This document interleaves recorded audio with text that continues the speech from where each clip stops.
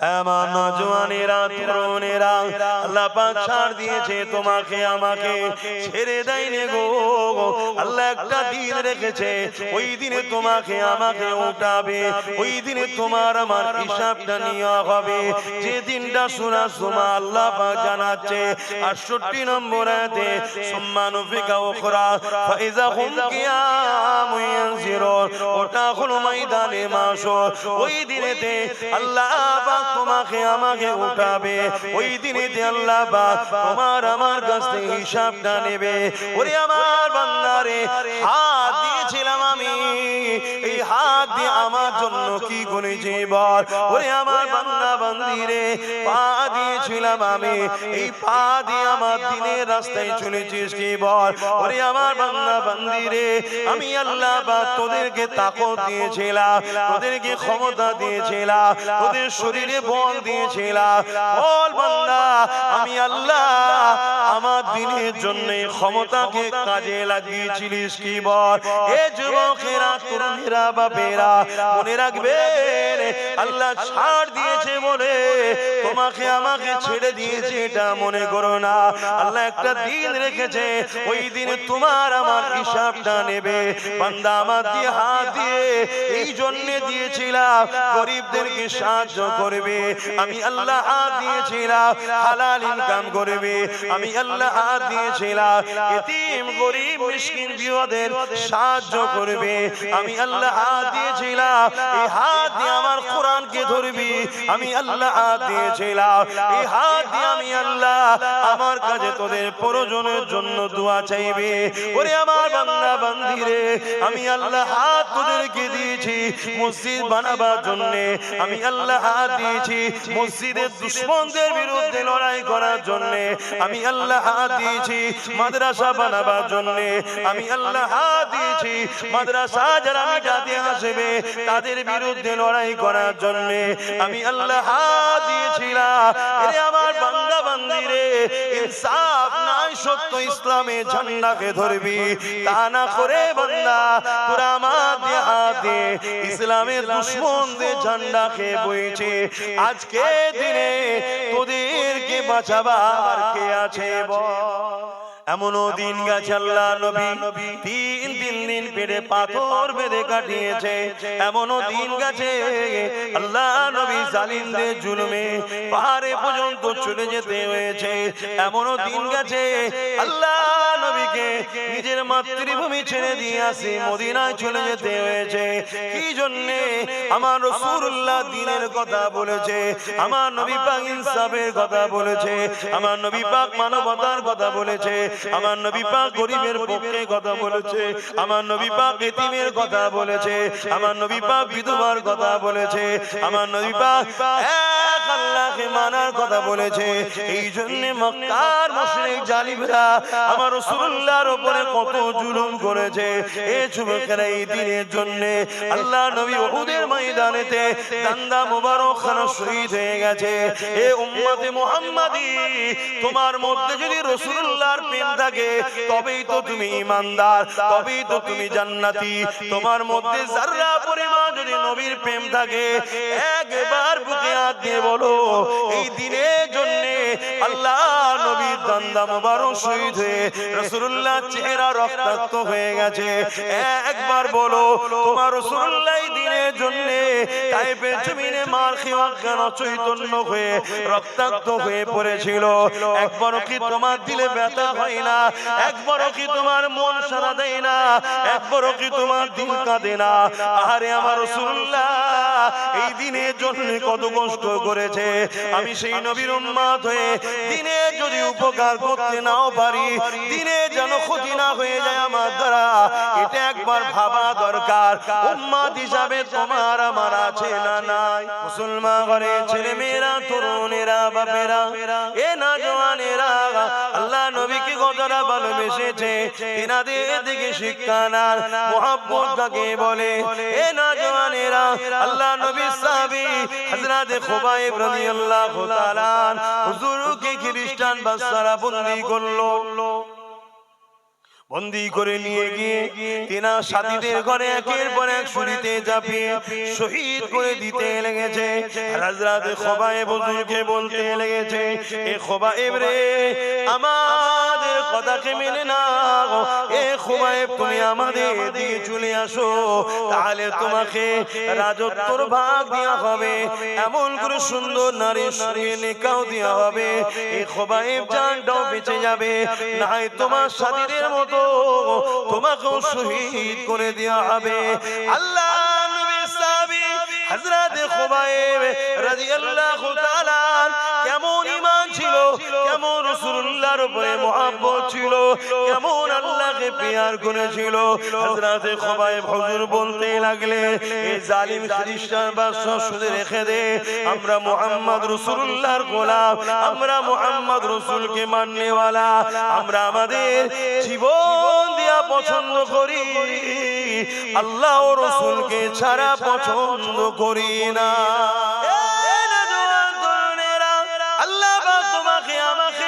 এই জমিনের উপরে পাঠিয়েছে খলিফা করে প্রতিনিধিত্ব করার জন্য।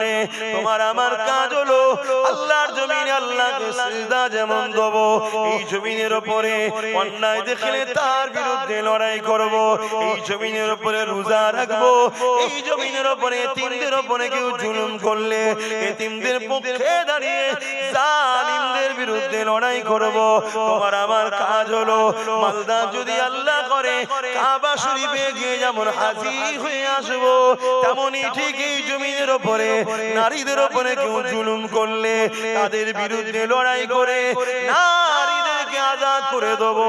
এটাও আল্লাহ আমাদেরকে ডিউটি দিয়েছে। মনে রাখবেন, কুনতুম খায়রা উম্মাতিন উখরিজাত লিন-নাস তা'মুরুনা বিল মা'রুফ ওয়া তানহাউনা আনিল মুনকার। আল্লাহ পাক আমাদেরকে দুটো কাজ দিয়েছে, শুধু ভালো কাজ করার কথা বলেনি, আল্লাহ পাক বলেছে অন্যায়কে মিটিয়ে দাও, নাই কাজ ভালো কাজ করো। একদিকে যেমন ভালো কাজ করতে হবে, অপরদিকে অন্যায়কে মিটাতে হবে। এই দুটো কাজ আল্লাহ আমাদেরকে দিয়েছে। কেউ যদি ভালো কাজ করে, অন্যায় বিরোধী না করে, কিয়ামতের দিনে আল্লাহ বাবাকে নাজাত দেবে না গো। কেন অন্যায় করা, অন্যায় বিরোধী না করা, চুপ থাকা অন্যায় দেখে মূলত অন্যায়কেই সাপোর্ট করা। যদি অন্যায় বিরোধী না করা যদি দিনের কাজ হতো, ভালো কাজ করলেই শুধু কামিয়াবি হয়ে যেত, তাহলে ইমামে হুসাইন পাকের মতো তিনার কি দরকার ছিল জালিম এজিদের বিরোধী করা? এ নওজওয়ানেরা, দিনকে বুঝতে শেখো। আল্লাহ আমাদেরকে দুটো কাজ দিয়েছে। এই জমিনের উপরে আল্লাহ আমাদেরকে শ্রেষ্ঠ উম্মত করেছে, খায়রুল উম্মাহ, শ্রেষ্ঠ উম্মত করেছে। কেননা আমাদের কাজ হলো অন্যায়কে মিটিয়ে আল্লাহর জমিনে নাই প্রতিষ্ঠিত করা। আল্লাহ নবীর কথা বলছিলাম, এই দিনের জন্য রাসূলুল্লাহ তায়েফের জমিনে রক্তাক্ত হয়েছে। এই দিনের জন্য রাসূলুল্লাহ মাতৃভূমি মক্কা ছেড়ে দিয়ে ইয়াসরিব মদিনায় চলে যেতে হয়েছে। নবীর উম্মত হয়ে সেই দিনের উপরে দয়া কোথায় তোমার আমার? নবীর উম্মত হয়ে সেই দিনের উপরে মুহাব্বত তোমার আমার কোথায়? এ নওজওয়ান তরুণেরা, বাপেরা, আমিকে তোমাকে আমাকে জানতে হবে। আল্লাহ পাক তোমাকে আমাকে বিভিন্ন দিক দিয়ে পরীক্ষা নেবে। যে কথা বলতে গিয়ে প্রথমে চলে গেলাম, হযরতে মা সাত্তাম্মাকে পরীক্ষা নিয়েছিল। হযরতে মা সাত্তাম্মার কথাটা বলেনি, যখনই ফিরাউনের কানে খবর চলে গেল মা সাত্তাম্মা আর মুসা নবীজি আল্লাহর প্রচার করে, সেই আল্লাহকে মানে, আমি ফিরাউন আমাকে মানে না। ওই সময় ফিরাউন কি করলো? হযরতে মা সাত্তাকে ডাক দিল, এ মা সাত্তারে, শুনলাম তুমি নাকি আমাকে খোদা বলে মানো না, তুমি নাকি মুসা যে খোদার প্রচার করছে সেই খোদাকে মানো। হযরতে মা সাত্তা চিন্তা করছে, আমি যদি সত্য কথা বলি এই জালিম আমাকে জানে মেরে দেবে। আমার স্বামী নাই, তিনটে ছোট ছোট বাচ্চা রয়েছে, মারা গেলে এই বাচ্চাদের কি হবে? আর যদি আমি মিথ্যা বলি, আমার আল্লাহ পাক মিথ্যা মিথ্যা কথা বলতে নিষেধ করেছে, আমি কেমন আল্লাহকে মানলাম, আল্লাহর কথা অমান্য করব। হযরতে মাসাদটাও ঠিক করে নিল, আমার জান চলে যায়, চলে যাবে, আমার বাচ্চাদেরকে তিনি দেখবে যিনি হলেন আল্লাহ, আমার থেকে অনেক বেশি অভিভাবক গার্জেন হলেন আমাদের আল্লাহ। হযরতে আম্মা জান মাসাদটা যখন বলল, এ ফিরাউন রে, যা শুনেছেন সত্য শুনেছেন, লা ইলাহা ইল্লাল্লাহ, মুসা কালিমাতুল্লাহ, মুসা নবীর কথা মেনে নিয়েছি, আল্লাহকে আল্লাহ বলে মেনে নিয়েছি। এ ফিরাউন, আমি মাসাদটা আপনাকে বলি, আপনিও সেই আল্লাহর উপর ঈমান নিয়ে আসেন যিনি আপনাকে রাজত্ব দিয়েছে। ফিরাউন রেগে লাল হয়ে গেল, ফিরাউন সৈন্যদেরকে হুকুম করে দিল, একটা বিশাল কড়া জোগাড় করো, ওই কড়াতে তেল দাও এবং তলাতে আগুন জ্বালিয়ে দাও। তেল দেয়া হয়ে গেল, আগুন জ্বালিয়ে দেয়া হয়ে গেল, কড়া তেল টকবক টকবক করে ফুটতে লেগেছে। এ যুবক, কত পরীক্ষা হয়েছে, কত কষ্টের পর ইসলাম এসেছে, দেখো গো, ওই ইসলামকে তুমি আমি আজ নিজে হাতে করে মিটিয়ে দিতে লেগেছে। আল্লাহকে ভয় করো গো, কেন কিয়ামতের দিন তোমাকে আমাকে উঠতে হবে, যে দিনেতে কোনো বাপ ছেলের হবে না, ছেলে বাপের হবে না, মা মেয়ের হবে না, মেয়ে মায়ের হবে না, অর্থাৎ চিনো না চিনার ভান করে থাকবে। যে কিয়ামতের দিনে এমনও বাপ পাওয়া যাবে, নিজের ছেলেকে জমিনে শুইয়ে দিয়ে তার বুকের উপরে পা দিয়ে দাঁড়িয়ে যাবে। কিয়ামতের দিনে এমনও মা পাওয়া যাবে, নিজের মেয়েকে জমিনে শুইয়ে দিয়ে তার বুকের উপরে পা দিয়ে দাঁড়িয়ে যাবে। কিয়ামতের দিন এমনও ছেলে মেয়ে পাওয়া যাবে, নিজের জনম দুঃখিনী মা, জনমদাতা বাপকে জমিনে শুইয়ে দিয়ে তার বুকের উপরে পা দিয়ে দাঁড়িয়ে যাবে। সাহাবা হুজুররা বলতে লাগলেন, ইয়া রাসূলুল্লাহ, হাবিবাল্লাহ, এই রকমটা কেন হবে? আল্লাহ নবী বলেছিলেন, এ বাবা সাহাবারা, যেমন আগুনে লোহা দিলে আগুনের তাপেতে লোহা পুড়ে পুড়ে লাল হয়ে যায়, আমার নওজওয়ানেরা মন দিয়ে শোনো, ওই ময়দানে মাশরেতে সূর্যকে মাথায় রাখবে না, ইখতিলাফাত উপরে আল্লাহ নামিয়ে দেবে, ওই সূর্যের তাপেতে জমিন কানা পুড়ে পুড়ে লাল হয়ে যাবে। ওই জমিনে তোমাকে আমাকে দাঁড়াতে হবে। আল্লাহকে ভয় করো এ যুবক, আল্লাহকে ডর করো। আল্লাহ তোমাকে ছাড় দিয়েছে, ছেড়ে দেয় রে গো। চারিদিকে দেখো, তোমার আমার মা বোনেদের ইজ্জত লুটছে, তোমার আমার ভাই বোনকে খুন করছে, তোমার আমার যুব সমাজকে মিথ্যা গ্যাজার কেস দিয়ে এই জালিম নেতা কোন জেলে ভরে দিয়েছে। এত কিছু করার পরে আজকে এই জালিমেরা আমার ওয়াকফকে নিয়ে নিতে চাইছে, আমার মসজিদকে ভেঙে দিচ্ছে, আমার মাদ্রাসাকে ভেঙে দিচ্ছে, আমার কবরস্থানকে ভেঙে দিচ্ছে, আমার ঈদগাহকে দখল করে নিচ্ছে, আমার মাদ্রাসায় নাকি জঙ্গি সন্ত্রাস তৈরি হয়, নানা রকম মিথ্যাচার করছে। এর একটাই কারণ, এই উম্মতে মুহাম্মাদি তুমি আমি আজ ঘুমিয়ে রয়েছি, তুমি আমি নেশাতে ডুবে রয়েছি, গানের নেশা, যাত্রার নেশা, মদের নেশা, লটারির নেশা, জুয়ার নেশা, বেঈমান চরিত্রহীন নেতাদেরকে জিতাবার নেশা, তুমি আমি ব্যস্ত রয়েছি। এদিকে তোমার আমার পিছনে ইসলামের দুশমনেরা, তারা ইসলামকে মিটাতে লেগেছে। আল্লাহকে ভয় করো, ওই কিয়ামতের দিনে আল্লাহ পাকের কাছে কি মুখটা দেখাবে একটু ভাবো। আসিয়া হুজুর উপরে অনেক জুলুম করেছে, আম্মা আসিয়া হুজুরকেও পর্যন্ত ফেরাউন বলেছে আমাকে খোদা বলে মানো। আম্মা জান হাজারো দুঃখ কষ্ট সহ্য করেছে, ফেরাউনকে কিন্তু বারবার পরিবর্তনের জন্য চেষ্টা করেছে। আম্মা আসিয়া বলেছে, ফেরাউন, আল্লাহ তোমাকে রাজত্ব দিয়েছে পরীক্ষার জন্য, তুমি আল্লাহ দিয়া নিয়ামত নিয়ে, আল্লাহ দিয়া পাওয়ার নিয়ে আল্লাহ দ্রোহী হয়ে যেও না, আল্লাহর সঙ্গে বিরোধিতা করো না। এ ফেরাউন, আল্লাহ পাক ছাড় দেয়, ছেড়ে দেয় না, কিন্তু ফেরাউন ক্ষমতা জোরে এত অন্ধ হয়ে গিয়েছিল, আম্মা আসিয়ার উপরে অনেক জুলুম করেছিল। প্রথমে আম্মা আসিয়াকে অনেক লোভ লালসা দিয়েছে। আম্মা আসিয়াকে বলেছে, আসিয়া রে, আমাকে খোদা বলে মেনে নে, তোকে আমি রাজপ্রাসাদে মতির মহল তৈরি করে দেবো, তোকে রাজপ্রাসাদে অনেক চাকর চাকরানি দিয়ে দেবো। এ আসিয়া আমাকে খোদা বলে মেনে নে। আম্মা সে একটাই কথা বলেছে, আমি তেনাকে খোদা বলে মানি যিনি তোমাকে আমাকে সৃষ্টি করেছে। জালিম কিছুতেই শোনে না, কিছুতেই শুনতে চায় না। এ নওজওয়ানেরা, এ আমার যুবকেরা, এ আমার আব্বা জানেরা, সেই পরীক্ষা তো আল্লাহ আমাদেরকে নাইনে, যে পরীক্ষা আল্লাহ মাসিয়াকে নিয়েছে, যে পরীক্ষা আল্লাহ সাহাবা হুজুরকে নিয়েছে।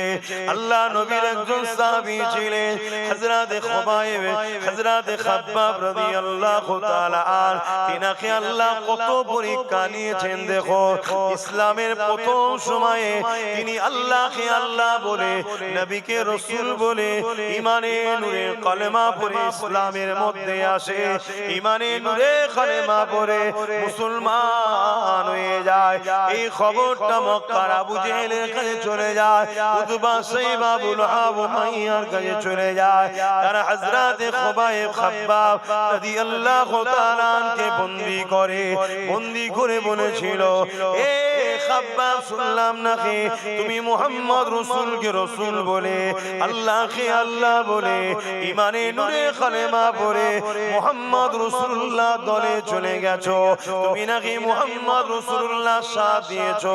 হযরত খুবাইব হুজুর দেখছে, হযরত খাব্বাব হুজুর দেখছে, আমি যদি মিথ্যা কথা বলি আমার আল্লাহ আমার উপরে নারাজ হয়ে যাবে, আর সত্য কথা যদি বলি এ জালিমরা আমাকে জানে পর্যন্ত মেরে দিতে পারে।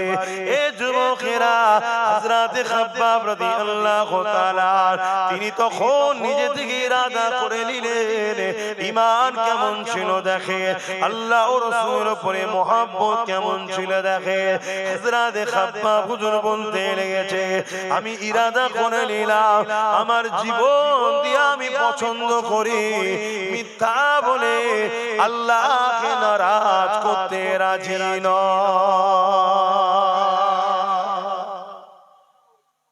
এটা মিথ্যা বলতে চাইছে না, জান দিতেও রাজি, আর আমরা খুশি হয়ে আর কি করতে করতে মিথ্যা বলি।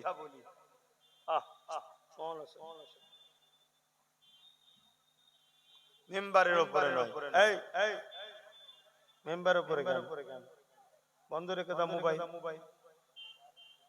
তাহলে ভাবো তারা আল্লাহকে কত ভালোবেসেছে, একটা মিথ্যা বললেই জানটা বেঁচে যায়।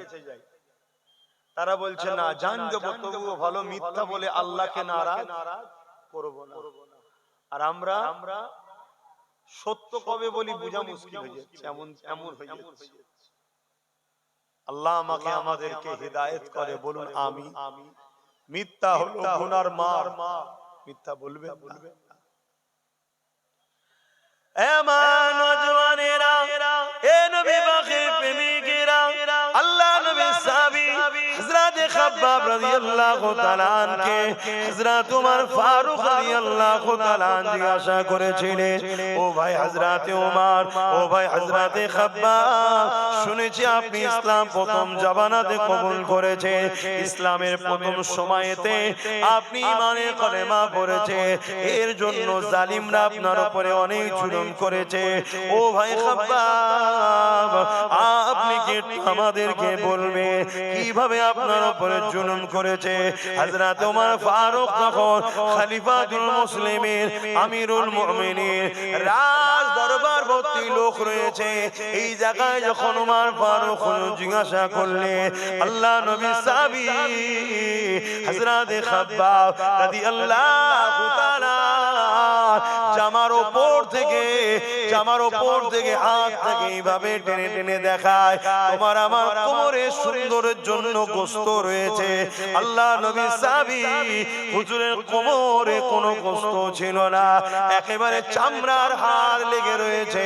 এই দৃশ্যটা দেখে হযরত ওমর ফারুক রাদিয়াল্লাহু তাআলা অবাক হয়ে গিয়ে আল্লাহু আকবার বলে চিৎকার দেয়, দিয়ে বলতে লাগে ভাই খাব্বাব, আল্লাহর জমিনের উপরে এমন কোমর তো কারো দেখেনি, এরকম অবস্থা তোমার কি করে হলো?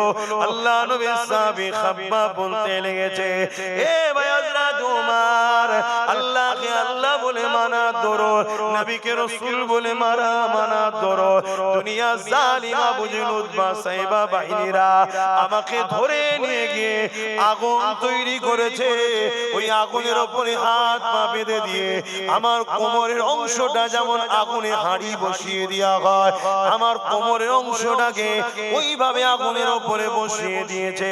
বসিয়ে দিয়ে আমাকে বলতে লেগেছে, খাব্বাব রে, আল্লাহ ছেড়ে দে, নবী ছেড়ে দে, আমি আগুনে তাপেতে আমার কোমরের চামড়া গুলো পড়তে লেগেছে, আগুনের তাপেতে আমার কোমরের গোশত গুলো পড়তে লেগেছে, ওই গোশত থেকে পানির রস বেরোতে লেগেছে। পড়তে পড়তে আগুন বন্ধ হয়ে যায়, আবার তারা আমাকে নামিয়ে আবার আগুন ধরায়, আবার নিয়ে গিয়ে বসায়, আবার বলে খাব্বাব রে, এখনো সময় আছে, আল্লাহ ছেড়ে দে, নবী ছেড়ে দে।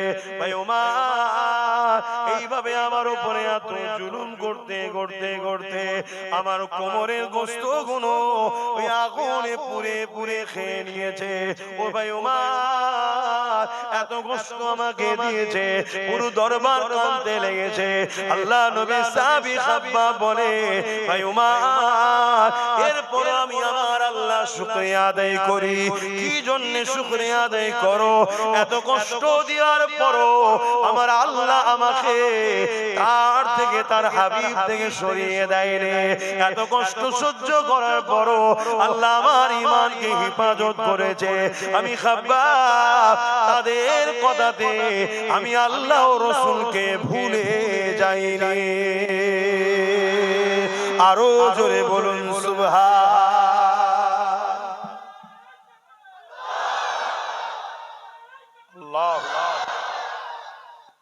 আর আজকে বলো ভাই, নিজেদের দিকে তাকাও, আমি আমার দিকে তাকাচ্ছি, তুমি তোমার দিকে তাকাও।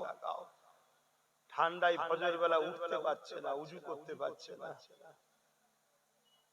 আমার দিকে তোমার দিকে যে যার দিকে তাকাও, যে তুমি আমি ইচ্ছা করে নামাজগুলো কাজা করছি। আমার তোমার দিকে তাকাও, আমি তুমি ইচ্ছা করে গান, যাত্রা, ফাংশন, মেলা নিয়ে ব্যস্ত। এদিকে আমার মসজিদ, মাদ্রাসা, কবরস্থান, ঈদগাহকে ভেঙে দেওয়া হচ্ছে, কাল এই পীরের জায়গা দখল করে নেওয়া হবে। ভাবো ভাবো, আল্লাহ তোমাকে আমাকে ছেড়ে দেবে মনে হচ্ছে? কত কষ্টের পরে এই জায়গায় ইসলাম এসেছে, কত কষ্টের পরে এই জায়গায় কোন পীর এসেছিল, তার জায়গা অবদান রয়েছে, সেখানে ইসলামের প্রচার করেছে। তারপরে তো তুমি আমি মুসলমান হয়েছি। উপরন্তু তুমি আমি দিনের উপকার ছেড়ে দিয়ে তোমার আমার সংখ্যাটা আজকে এমন হয়ে গেছে, তুমি আমি যার পক্ষে দাঁড়াই সে ক্ষমতায় আসে, আর আমি তাদেরকে ক্ষমতায় তুমি আমি বারবার নিয়ে আসছি, যারা তোমার আমার ক্ষমতায় দিনের দুশ্মনী করছে, ক্ষতিও করছে। বলো ভুল বলা হচ্ছে? তাহলে আমরা দিনের উপকার করলাম না, উপরন্তু দিনের দুশ্মনের সাথে দিনের দুশ্মনকে শক্তিশালী করে দিনকে মিটাচ্ছি। আমার নওজওয়ানেরা, তরুণেরা, আল্লাহ পাক ছাড় দিয়েছে তোমাকে আমাকে, ছেড়ে দেয়নি গো। আল্লাহ একটা দিন রেখেছে, ওই দিনে তোমাকে আমাকে উঠাবে, ওই দিনে তোমার আমার হিসাবটা নেওয়া হবে। যে দিনটা সূরা জুমা আল্লাহ পাক জানাচ্ছে 68 নম্বর আয়াতে, সুম্মা নুফিকা উখরা ফাইযা হুম কিয়ামুন ইয়ানজিরুন, ওটা হলো ময়দানে মাশর। ওই দিনেতে আল্লাহ পাক তোমাকে আমাকে উঠাবে, ওই দিনেতে আল্লাহ পাক তোমার আমার কাছ থেকে হিসাবটা নেবে। ওরে আমার বান্দারে, হাত দিয়েছিলাম আমি, এই হাত দিয়ে আমার জন্য কি করেছে বল। ওরে আমার বান্দা বান্দি রে, পা দিয়েছিলাম আমি, এই পা দিয়ে আমার দিনের রাস্তায় চলেছিস কি বল। ওরে আমার বান্দা বান্দি রে, আমি আল্লাহ বা তোদেরকে তাকত দিয়েছিলাম, তোদেরকে ক্ষমতা দিয়েছিলাম, তোদের শরীরে বল দিয়েছিলাম। বল বান্দা, আমি আল্লাহ আমার দিনের জন্য ক্ষমতাকে কাজে লাগিয়েছিলিস কি বল। এ যুবকেরা, তরুণীরা, বাপেরা, মনে রাখবেন আল্লাহ ছাড় দিয়েছে বলে তোমাকে আমাকে ছেড়ে দিয়েছে এটা মনে করো না। আল্লাহ একটা দিন রেখেছে, ওই দিন তোমার আমার হিসাবটা নেবে।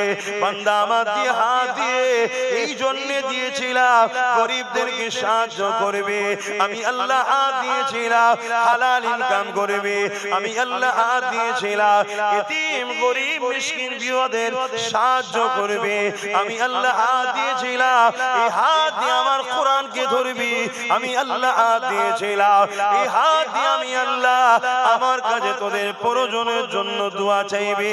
ওরে আমার বান্দা বান্দি রে, আমি আল্লাহ হাত তোদেরকে দিয়েছি মসজিদ বানাবার জন্য, আমি আল্লাহ হাত দিয়েছি মসজিদের দুশমনদের বিরুদ্ধে লড়াই করার জন্য, আমি আল্লাহ হাত দিয়েছি মাদ্রাসা বানাবার জন্য, আমি আল্লাহ হাত দিয়েছি মাদ্রাসা যারা মিটাতে আসবে তাদের বিরুদ্ধে লড়াই করার জন্য, আমি আল্লাহ হাত দিয়েছিলাম।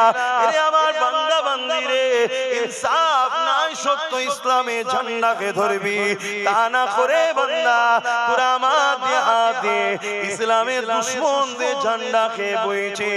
আজকে দিনে তোদেরকে বাঁচাবার কে আছে বল। কি জবাব দেবো সেদিন? আমার কথা মাইকার আওয়াজে বুঝতে পারছেন তো? আমি সবাইকে জিজ্ঞেস করছি, বুঝতে পারছেন?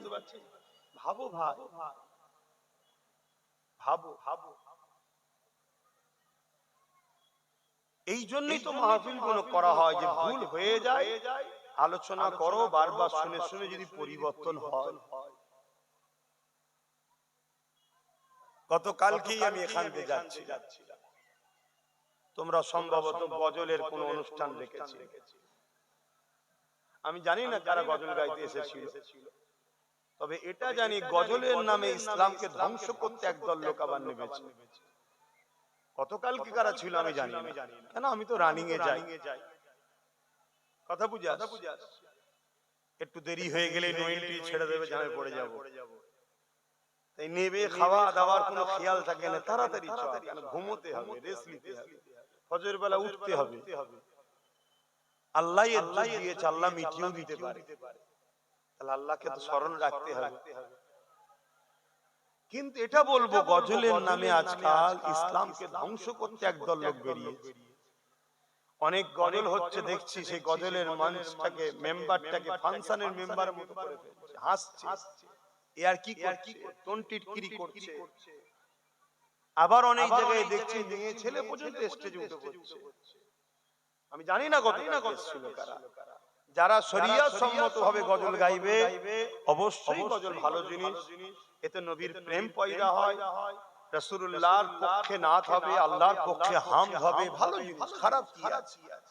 কিন্তু ওইগুলোকে সামনে রেখে একদল ইসলামের চক্রান্তকারীরা ইসলামকে আবার মিটাচ্ছে, এটাকেও আমাদের হুঁশ রাখা দরকার। কেন অনেক কষ্টের বিনিময়ে ইসলাম এসেছে। যদি সাহাবা হুজুর এই কষ্ট সহ্য করতে না পারে ছেড়ে দিত, ইসলাম পেতেন আপনারা? ইসলাম বল, তারা জীবন পর্যন্ত দিয়েছে, কিন্তু ইসলাম ছাড়েন। তাদের সন্তান এতিম হয়েছে, তাদের পরিবার বিধবা হয়েছে, মা সন্তানহারা হয়েছে এই ইসলামের জন্য। আজকে সেই ইসলামকে খেলা করলে, ইসলামের যদি উপকার করতে নাও পারেন, মাথায় তো রাখা দরকার আমার দ্বারা ক্ষতি না হয়ে যায়। জলসা মাহফিল যদি দিতে নাও পারি, কমসে কম জলসা দিয়ে যেন ইসলাম বিরোধী কাজ না করে ফেলি, এটাও তো মাথায় রাখা দরকার। কারণ আজকাল অনেক জায়গায় জলসা হয় মেলার মতো,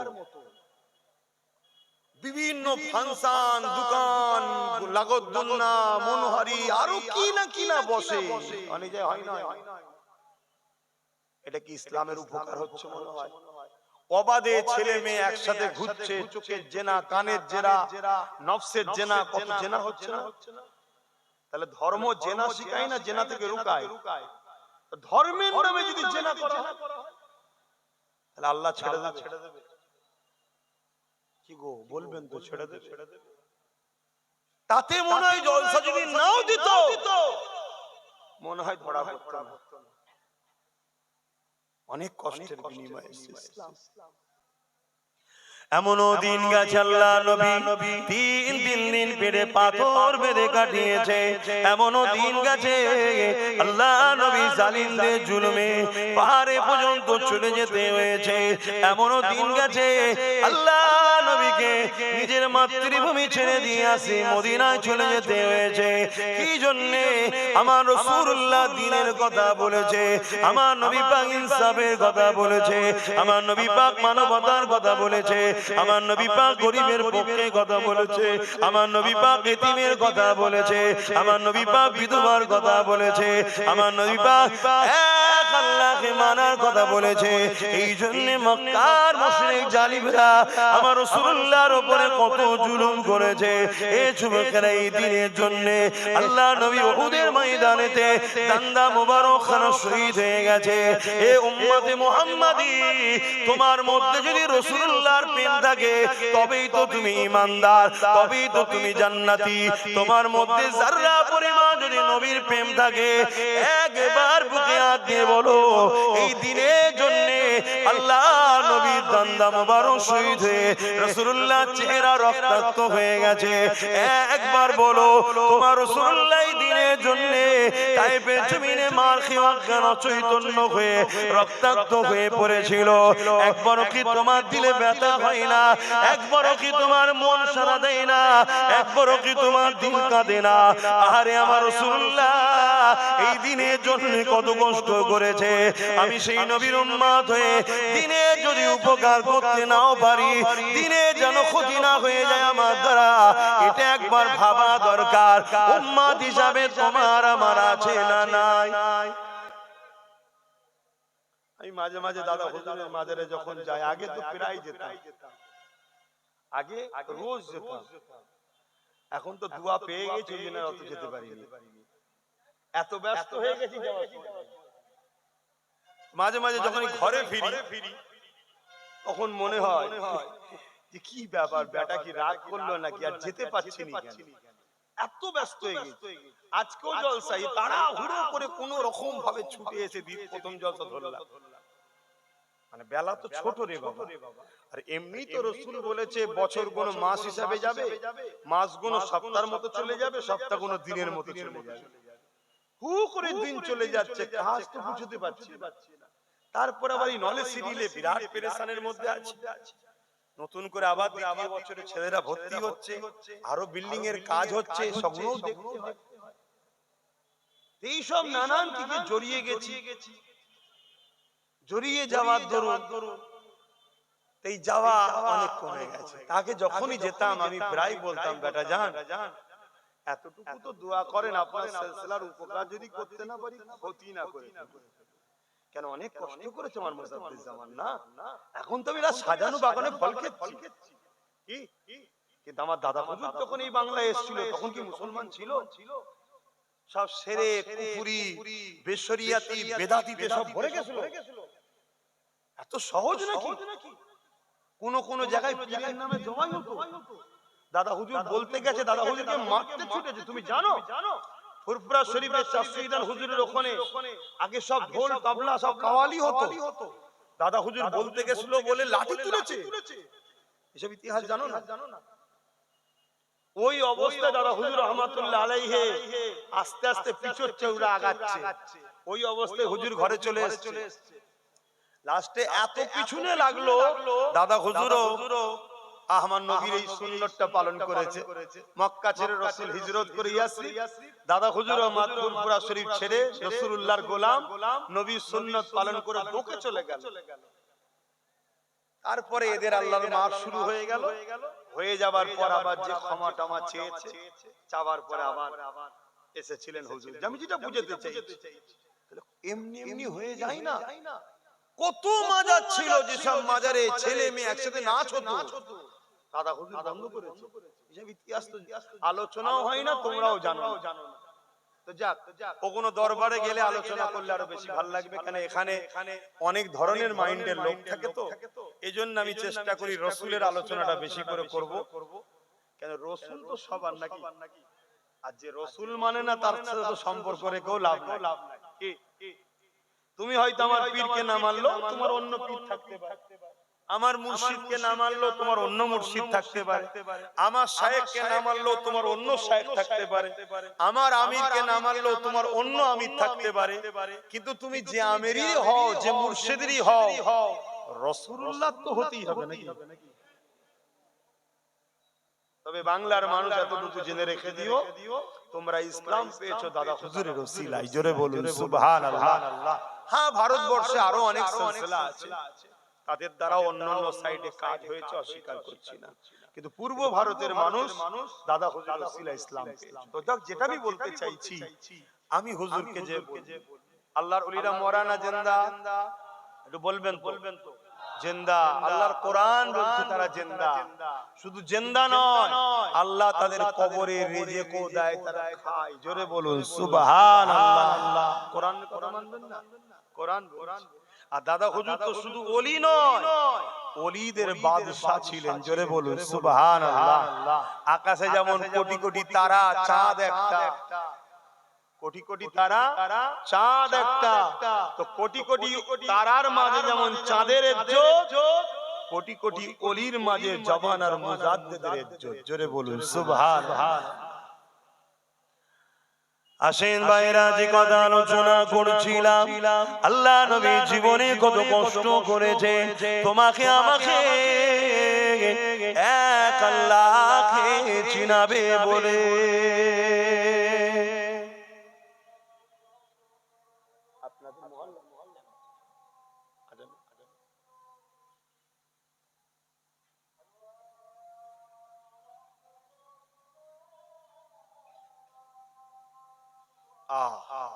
এই যে আজান শুনছো, কাল এটা শুনতে পাবে না, তোমার আমার গাফলতির জন্য, তোমার আমার ভুলের জন্য। দুশমনকে দোষ পরে দেবো, আগে নিজের মধ্যে দেখো।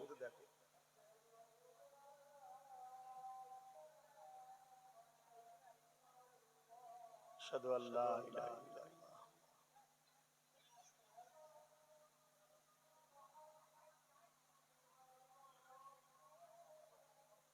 সাল্লাল্লাহু আলাইহি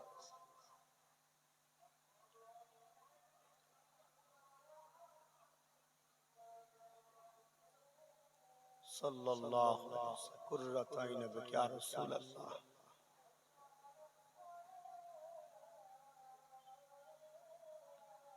লা হাওলা ওয়ালা কুওয়াতা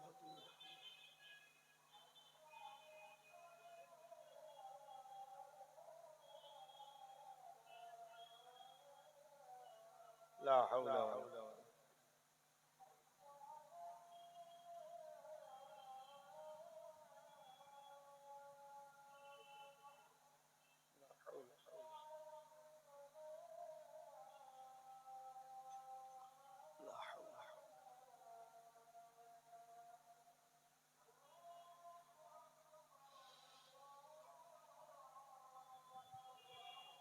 الله أكبر الله أكبر.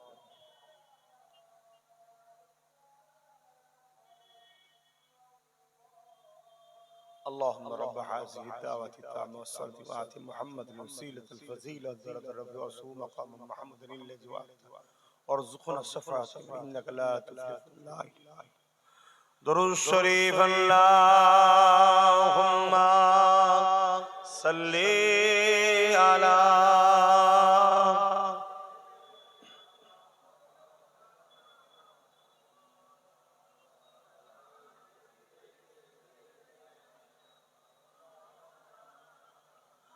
रातें भी मदीने की, बातें भी मदीने की, रातें भी मदीने की, बातें भी मदीने की, जीने में ये जीना है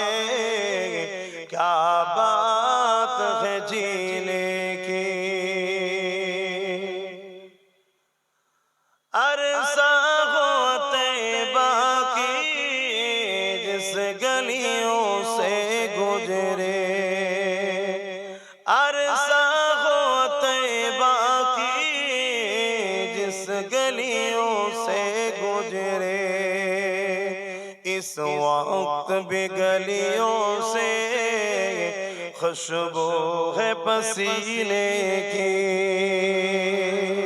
आरो जोरे बोलो, आरो जोरे बोलो, नारी दिবে। আল্লাহ কত মহান, আল্লাহু আকবার। আল্লাহ তিনি যিনি সবথেকে মহান, সবথেকে বড়। কত বড় তিনি তিনার বন্ধুকে এত নিয়ামত আলা বানিয়েছে যে আমার নবীর শরীরের ঘাম থেকে মুশকে আম্বারের থেকেও বেশি খুশবু বেরোতো। জোরে বলুন সুবহানাল্লাহ। 1450-1500 বছর কম বেশি হলো আমার রাসূল মক্কা মদিনা তায়েফে যেসব রাস্তা অলিতে গলিতে ঘুরেছে, আজও সেখানে গেলে আমার রাসূলুল্লাহর পাসিনার খুশবু পাওয়া যায়। জোরে বলুন সুবহানাল্লাহ। আল্লাহু আকবার। কি নিয়ামত আল্লাহ বানিয়েছে। तारीफ के लायक जब अल्फाज नहीं मिलते, तारीफ के लायक जब अल्फाज नहीं मिलते, तारीफ करे कोई किस तरह मदीने की, तारीफ करे कोई किस तरह मदीने की, रातें भी मदीने की, बातें भी मदीने की, जीने में ये जीना है क्या बात है जीने की। ओ अपने निगाहों से दीवाना बनाते हैं, वो अपने निगाहों से मस्ताना बनाते हैं, जहमत भी नहीं देते मैं खार को पीने की, जहमत भी नहीं देते मैं खार को पीने की, रातें भी मदीने की, बातें भी मदीने की, जीने में ये जीना है क्या बात है जीने की। अल्लाहुम्मा सल्ली अला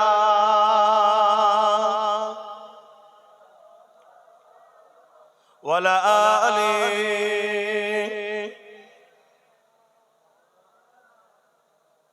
मुसलमान घरे ছেলে মেয়েরা, তরুণেরা, বাপেরা, এ নওজওয়ানেরা আল্লাহ নবীকে কতটা ভালোবেসেছে তিনাদের দিকে শিক্ষা নার।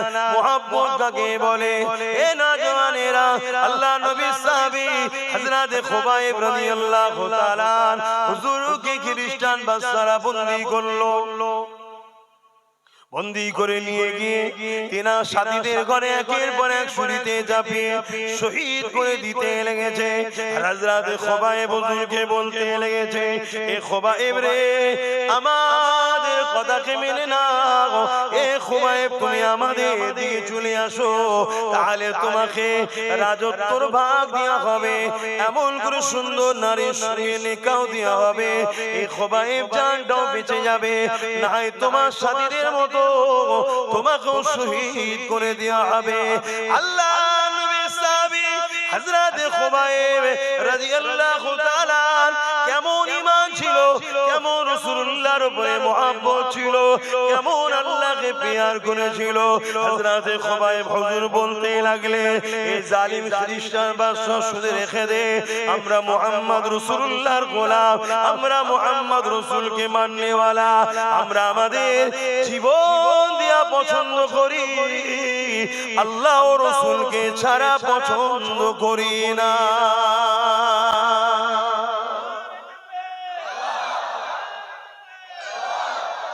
আমরাই তো সেই উম্মত, তেনারাও তো রাসূলের উম্মত ছিলেন, আমরাও তো সেই উম্মত।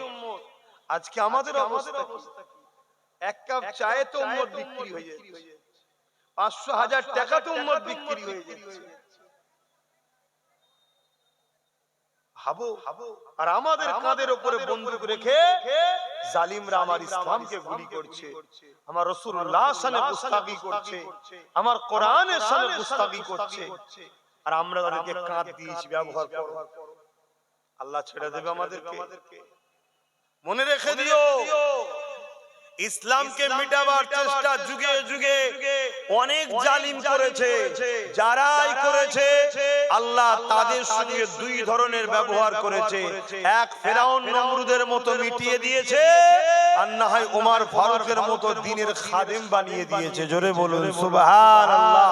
কিন্তু ইসলামকে কেউ মিটাতে পারেনি, আর আগামী তো জোরে বলুন। কিন্তু যে জিনিস মিটান নয় তার সাথে যদি আমরা জুড়ে থাকি আমরাও মিটবো না, আর আমরা যদি আলাগ হয়ে থাকি আমরা মিটে যাব, ইসলাম রয়ে যাবে। আপনার যদি ধারণা হয় যে আমরা চলে গেলে তাহলে ইসলাম মানবে কে, এটাই তো জালিমদের ধারণা। এই জন্য তোমাদেরকে আমাকে ইসলাম থেকে সরাচ্ছে। তারা ভাবছে এদেরকে সরিয়ে দিয়ে ইসলাম শেষ হয়ে যাবে। জালিমরা জানে না বাবরি মসজিদে যে প্রথম আঘাত করেছিল আল্লাহ তাকেই ঈমানের কলেমা পড়িয়ে 100টা মসজিদ তার দ্বারা করাচ্ছে। বলুন সুবহানাল্লাহ। জালিমরা জানে না যে বুশ বলেছিল আমেরিকা ইসলাম রাখবো না, সেই বুশের কন্যাকেই আল্লাহ ইসলাম কবুল করিয়ে কোরআনের হাফেজা বানিয়ে দিয়েছে। জোরে বলুন সুবহানাল্লাহ। তুমি আমি যদি মনে করি আমরা চলে গেলে ইসলাম চলে যাবে, এটা ধারণা ভুল। আল্লাহ নতুন নতুন লোককে তৈরি করে দেবে, তাদের দিলে ইসলামের মহব্বত ভরিয়ে দেবে। একটা নিয়ামত দিয়েছে আল্লাহ আমাদেরকে, দায়িত্ব, দেখ আমার ইসলামকে দেখ। যদি আমরা না দেখি আল্লাহ কেড়ে নেবে আমাদের থেকে, অন্য কাউকে দায়িত্ব দিয়ে দেবে, আমাদেরকে মিটিয়ে দেবে।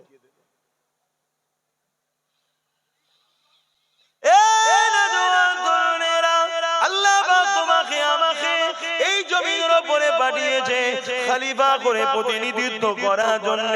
তোমার আমার কাজ হলো আল্লাহর জমিনে আল্লাহকে সিজদা যেমন দেব, এই জমিনের উপরে অন্যায় দেখলে তার বিরুদ্ধে লড়াই করব, এই জমিনের উপরে রোজা রাখবো, এই জমিনের উপরে এতিমদের উপরে কেউ জুলুম করলে এতিমদের পক্ষে দাঁড়িয়ে জালিমদের বিরুদ্ধে লড়াই করব। তোমার আমার কাজ হলো মালদা যদি আল্লাহ করে কাবা শরীফে গিয়ে যেমন হাজির হয়ে আসবো, তেমনি ঠিক এই জমিনের উপরে নারীদের উপরে কেউ জুলুম করলে তাদের বিরুদ্ধে লড়াই করে নারীদেরকে আজাদ করে দেব। এটাও আল্লাহ আমাদেরকে ডিউটি দিয়েছে। মনে রাখবেন, কুনতুম খায়রা উম্মাতিন উখরিজাত লিন-নাস তা'মুরুনা বিল মা'রুফ ওয়া তানহাউনা আনিল মুনকার। আল্লাহ পাক আমাদেরকে দুটো কাজ দিয়েছে, শুধু ভালো কাজ করার কথা বলেনি, আল্লাহ পাক বলেছে অন্যায়কে মিটিয়ে দাও, নাই কাজ ভালো কাজ করো। একদিকে যেমন ভালো কাজ করতে হবে, অপরদিকে অন্যায়কে মিটাতে হবে। এই দুটো কাজ আল্লাহ আমাদেরকে দিয়েছে। কেউ যদি ভালো কাজ করে, অন্যায় বিরোধী না করে, কিয়ামতের দিনে আল্লাহ বাবাকে নাজাত দেবে না গো। কেন? অন্যায় করা, অন্যায় বিরোধী না করা, চুপ থাকা, অন্যায় দেখে মূলত অন্যায়কেই সাপোর্ট করা। যদি অন্যায় বিরোধী না করা যদি দিনের কাজ হতো, ভালো কাজ করলেই শুধু কামিয়াবি হয়ে যেত, তাহলে ইমামে হুসাইন পাকের মতো তিনার কি দরকার ছিল জালিম এজিদের বিরোধী করা? এ নওজওয়ানেরা, দিনকে বুঝতে শেখো। আল্লাহ আমাদেরকে দুটো কাজ দিয়েছে। এই জমিনের উপরে আল্লাহ আমাদেরকে শ্রেষ্ঠ উম্মত করেছে, খায়রুল উম্মাহ, শ্রেষ্ঠ উম্মত করেছে। কেননা আমাদের কাজ হলো অন্যায়কে মিটিয়ে আল্লাহর জমিনে নাই প্রতিষ্ঠিত করা। এটা কি আমার রাসূল করেন? আমার নবী লড়াই করেছে না করেন? ধর্মের বিরুদ্ধে? আমার নবী কোন ধর্মের বিরুদ্ধে লড়াই করেছে? জালিমরা ধর্মের বিরুদ্ধে লড়াই করে, আমার নবী কোন ধর্মের বিরুদ্ধে লড়াই করে? আমার নবী জালিমদের বিরুদ্ধে লড়াই করেছে। মুসলিমদের হয়ে। আর মুসলিমের কি ধর্ম ছিল ওটা আমার রাসূল দেখেনি। মুসলিমের পাশে দাঁড়িয়েছে, মুসলিম আমার নবীর মানবতা, সততা, ইনসানিয়াত, ইনসাফ দেখে তারা আমার রাসূলের উপরে ফিদা হয়েছে। আখলাক চরিত্র দেখে রাসূলুল্লাহকে সত্য মেনে নিয়ে ঈমানের কালেমা বলে ইসলাম কবুল করেছে। জোরে বলুন সুবহানাল্লাহ। কিন্তু আমার রাসূল লড়াই করেছে কোন ধর্মের বিরুদ্ধে নয়, জালিমদের বিরুদ্ধে। তাহলে নবীর উম্মত জালিমদের বিরুদ্ধে লড়াইয়ের দরকার আছে না? লড়াই করি না, জালিমের সাথ দিই। যারা জালিমের সাথ দাও কত বড় অন্যায় কাজ।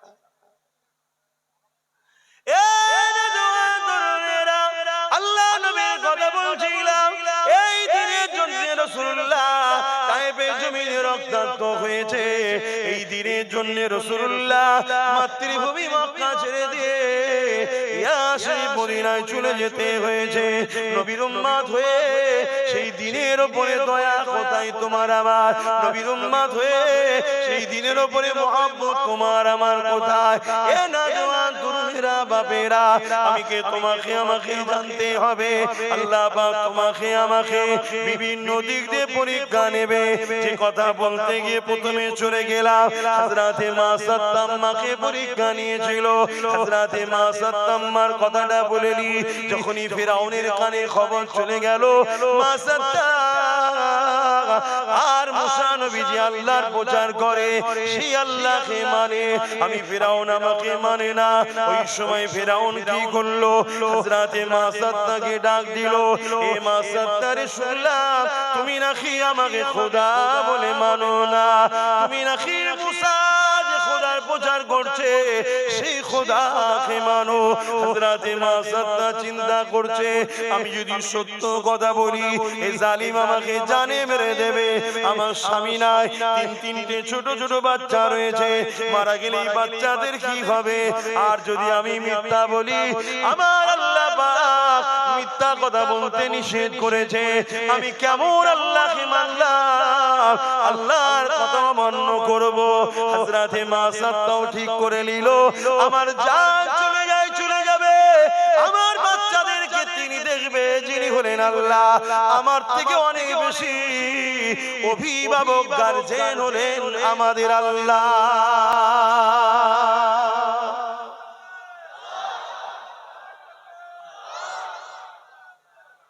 একমত তো নাকি? বাপের থেকে অনেক বেশি বড় গার্জেন, অনেক বড় গার্জেন আল্লাহ নয়? জোরে বলুন। হযরতে আজরাইল আলাইহিস সালামকে আল্লাহ জিজ্ঞেস করেছিল, আজরাইল তোমাকে তো আমি জান কবজের ডিউটিটা দিয়েছি, তোমার জান কবজ করতে গিয়ে তোমার লাইফে এমন কি কোনো ঘটনা ঘটেছে যেটা তোমার জন্য খুব কষ্টদায়ক ও আফসোস হয়েছিল? হযরতে আজরাইল আলাইহিস সালাম বলছে, আল্লাহ দুবার আমার বড় আফসোস হয়েছিল, বড় কষ্ট হয়েছিল। কোন কোন সময়? বলছে, আল্লাহ বিশাল তুফানে ঘর বাড়ি ভেঙে চলে যাচ্ছে, বন্যা স্রোতে, ওই সময় আপনার এক বান্দী গর্ভে সন্তান ছিল, একেবারে টাইম হয়েছে সন্তান হবার, ব্যথা উঠেছে, সেও পানির স্রোতে ভেসে যেতে যেতে একটা কাঠকে আপনি সাহারা করে দিয়েছিলেন, ওই কাঠটাকে ধরে সেই স্রোতে ভেসে ভেসে যাচ্ছিল। এমন সময় ওই অবস্থাতেই ওই বান্দির সন্তান হয়, তাকে আপনি ক্ষমতা দেন, সে মা এক হাতে কাঠ ধরেছে, এক হাতে নিজের নবজাত পোষ্যবলা সন্তানকে হাতে করে নিয়ে ওই কাঠের উপরে শুইয়ে দিয়ে এই অবস্থায় ভেসে ভেসে যাচ্ছিল। আর আপনি বলেছিলেন, আজরাইল ওই মাটার জানটা কবজ করলাম। হায় আমার আল্লাহ, তোমার পরীক্ষা বোঝে কে? তোমার পরীক্ষা বোঝে কে? আল্লাহ আমার তখন খুব কষ্ট হয়েছিল, কিন্তু আপনার হুকুম, আপনি যেটাই করেন ভালোর জন্য করেন, আমরা বুঝি না, জানটা কবজ করে নিলাম। ওই অবস্থায় বাচ্চা পানিতে ভেসে চলে গেল। আল্লাহ বলছে আজরাইল সেই বাচ্চার খবর কি তুমি জানো? বলছে না আল্লাহ আমি জানি না। সে বাচ্চা কি বেঁচে আছে তুমি জানো? না আল্লাহ জানি না। তা বলো দ্বিতীয় কি হয়েছে কষ্ট? বলছে সাদ্দাত অনেক স্বপ্ন নিয়ে আপনার সঙ্গে পাল্লা নিয়ে জান্নাত তৈরি করেছিল, আপনার সঙ্গে পাল্লা নিয়ে জান্নাত করেছিল, সমস্ত ধন দৌলত লাগিয়ে জান্নাতকে সাজিয়েছে, ঘোড়ার পিঠে চেপে বা জান্নাতে যাচ্ছে ঢুকবে, এমন সময় ঘোড়ার প্রথম পাটা জান্নাতের ভেতরে ঢুকেছে, মানে সাদ্দাতের বানানো। আপনি বলেছেন আজরাইল দ্বিতীয় পা জান্নাতের ভেতরে ঢোকার আগে ওর জানটা কবজ কর।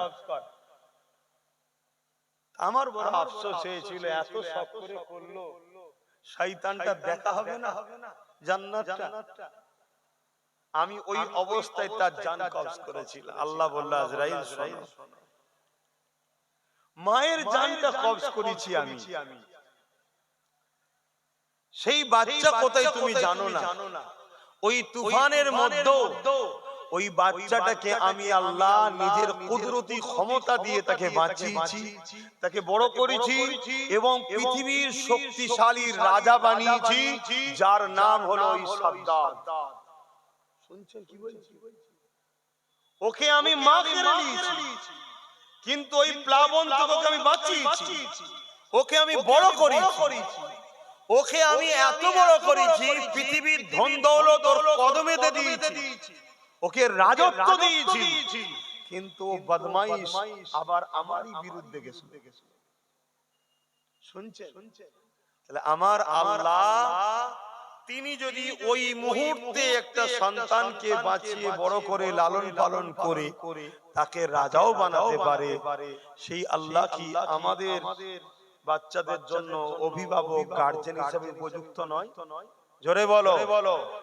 আমাদের আব্বাজান হযরত ইব্রাহিম আলাইহিস সালাম যখন আম্মাজান হাজেরা হুজুর আর ইসমাইল আলাইহিস সালামকে সেই মরুভূমি যেটা আজকে মক্কা, ওই জায়গায় যখন রেখে আসে তখন কাবা ছিল না, কোন লোকালয় ঘর ছিল, শুধু মরুভূমি, বালি আর কাঁটাযুক্ত গাছ, পানি ছিল না, খাবার ছিল না, লোক ছিল না।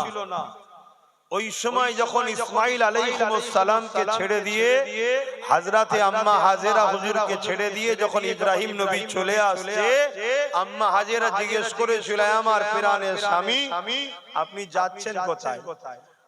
ইব্রাহিম আলাইহিস সালাম বলেছিলেন হাজেরা তুমি আর বাচ্চা এখানে থাকবে, আমি চলে যাচ্ছি। আম্মা হাজেরা বলেছিলেন এটা আপনার ইচ্ছা না আল্লাহর হুকুম। দেখেন নেকবখত নারী কারা হয়, এটা আপনার ইচ্ছা না আল্লাহর হুকুম।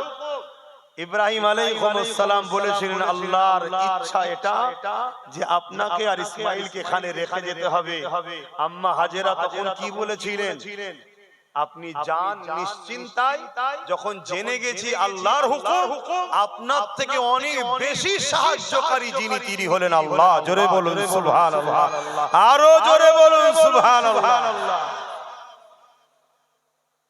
আম্মা মা সাত্তাও বলছে যে আমি মিথ্যা বলবো না, এ বাচ্চাদেরকে সাহায্য যিনি করবেন তিনি কে? হযরত আম্মা জান মা সাত্তা যখন বলল এ ফিরাউন রে যা শুনেছেন সত্য শুনেছেন, লা ইলাহা ইল্লাল্লাহ মুসা কালিমাতুল্লাহ, মুসা নবীর কথা মেনে নিয়েছি, আল্লাহকে আল্লাহ বলে মেনে নিয়েছি। এ ফিরাউন আমি মা সাত্তা আপনাকে বলি আপনিও সেই আল্লাহর উপর ঈমান নিয়ে আসেন যিনি আপনাকে রাজত্ব দিয়েছে। ফিরাউন রেগে লাল হয়ে গেল, ফিরাউন সৈন্যদেরকে হুকুম করে দিল একটা বিশাল কড়া জোগাড় করো, ওই কড়াতে তেল দাও এবং তলাতে আগুন জ্বালিয়ে দাও। তেল দেয়া হয়ে গেল, আগুন জ্বালিয়ে দেয়া হয়ে গেল, কড়া তেল টকবক টকবক করে ফুটতে লেগেছে।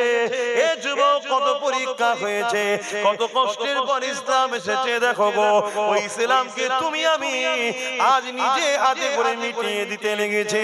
আল্লাহকে ভয় করো গো, কেন কিয়ামতের দিন তোমাকে আমাকে উঠতে হবে, যে দিনেতে কোনো বাপ ছেলের হবে না, ছেলে বাপের হবে না, মা মেয়ের হবে না, মেয়ে মায়ের হবে না, অর্থাৎ চিনো না চিনার ভান করে থাকবে।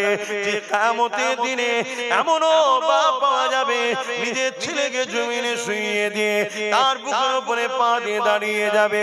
কিয়ামতের দিনে এমনও মা পাওয়া যাবে নিজের মেয়েকে জমিনে শুইয়ে দিয়ে তার বুকের উপরে পা দিয়ে দাঁড়িয়ে যাবে। কিয়ামতের দিন এমনও ছেলে মেয়ে পাওয়া যাবে নিজের জনম দুঃখিনী মা, জনমদাতা বাপকে জমিনে শুইয়ে দিয়ে তার বুকের উপরে পা দিয়ে দাঁড়িয়ে যাবে। সাহাবা হুজুররা বলতে লাগলেন, ইয়া রাসূলুল্লাহ হাবিবাল্লাহ, এই রকমটা কেন হবে? আল্লাহ নবী বলেছিলেন, এ বাবা সাহাবারা, যেমন আগুনে লোহা দিলে আগুনের তাপেতে লোহা পুড়ে পুড়ে লাল হয়ে যায়, আমার নওজওয়ানেরা মন দিয়ে শোনো, ওই ময়দানে মাশরেতে সূর্যকে মাথা রাখবে না, ইখতিলাফাত উপরে আল্লাহ নামিয়ে দেবে। ওই সূর্যের তাপেতে জমিন কানা পুড়ে পুড়ে লাল হয়ে যাবে। ওই জমিনে তোমাকে আমাকে দাঁড়াতে হবে। আল্লাহকে ভয় করো এ যুবক, আল্লাহকে ডর করো। আল্লাহ তোমাকে ছাড় দিয়েছে, ছেড়ে দেয় রে গো। চারিদিকে দেখো, তোমার আমার মা বোনেদের জন্য উঠছে, তোমার আমার ভাই বোনকে খুন করছে, তোমার আমার যুব সমাজকে মিথ্যা গ্যাজার কেস দিয়ে এই জালিম নেতা কোন জেলে ভরে দিয়েছে। এত কিছু করার পরে আজকে এই জালিমরা আমার ওয়াকফকে নিয়ে নিতে চাইছে, আমার মসজিদকে ভেঙে দিচ্ছে, আমার মাদ্রাসাকে ভেঙে দিচ্ছে, আমার কবরস্থানকে ভেঙে দিচ্ছে, আমার ঈদগাহকে দখল করে নিচ্ছে। আমার মাদ্রাসায় নাকি জঙ্গি সন্ত্রাস তৈরি হয়, নানা রকম মিথ্যাচার করছে। এর একটাই কারণ, এই উম্মতে মুহাম্মাদি তুমি আমি আজ ঘুমিয়ে রয়েছি, তুমি আমি নেশাতে ডুবে রয়েছি। গানের নেশা, যাত্রার নেশা, মদের নেশা, লটারির নেশা, জুয়ার নেশা, বেঈমান চরিত্রহীন নেতাদেরকে জিতাবার নেশা তুমি আমি ব্যস্ত রয়েছে। এদিকে তোমার আমার পিছনে ইসলামের দুশমনেরা, তারা ইসলামকে মিটাতে লেগেছে। আল্লাহকে ভয় করো, ওই কিয়ামতের দিনে আল্লাহ পাকের কাছে কি মুখটা দেখাবে একটু ভাবো। এখনো সময় আছে, এক হয়ে যাও, ঐক্যবদ্ধ হও। নবী বংশের আওলাদ হিসেবে বলছি, সাথ দাও আমার, ঐক্য হও, এখনো সময় আছে। যেদিন আমাদের সংখ্যা কম ছিল সেদিন আমাদের বিজয় হতো, আজকে সংখ্যা বেশি, আমরা বারবার হারছি। কেন? আমাদের মধ্যে গাদ্দার ঢুকে গেছে। সেই গাদ্দার গুলোকে চেনো। যারা তোমাদেরকে মসজিদে ডাকছে এরা তোমাদের প্রকৃত বন্ধু, যারা তোমাদেরকে মাদ্রাসার জন্য ডাকছে এরা তোমাদের প্রকৃত বন্ধু, যারা তোমাদেরকে গান, যাত্রা, ফাংশন, নেশা, খারাপ চরিত্র হয়ে যায় এমন কাজ থেকে যারা তোমাদেরকে ডাকছে, যেও না যেও না যেও না, এরাই তোমাদের প্রকৃত বন্ধু। কিন্তু তোমরা তো এদেরকে দুশমন মনে করছো, আর তাদের পাল্লায় তোমরা পড়ে যাচ্ছ, যারা তোমাদেরকে খেলা মেলায় জড়িয়ে ওখানে নেশাতে জড়িয়ে রেখে দিয়েছে, আর পিছনে তোমার আমার মা বোনেদেরকে লুটছে যারা। খেয়াল করে দেখো, সারা দুনিয়া জুড়ে তোমাকে আমাকে শেষ করা হচ্ছে। এ নওজওয়ানেরা, এ মা নবী পাকের প্রেমিকেরা, ময়দানে মাশরটা এত ভয়ানক হবে। আল্লাহ পাক হযরত জিবরাইল আলাইহিস সালামকে বলবে, এ জিবরাইল, আমার জাহান্নামকে নিয়ে এসে আমার আরশে বাপাশে বেঁধে দাও। ৭০,০০০ জিনজির দিয়ে জাহান্নামকে বাঁধা হবে। এক একটা জিনজিরে ৭০,০০০ করে ফেরেশতা ধরে রাখবে, তথাপিও জাহান্নামকে ধরে রাখতে পারবে না।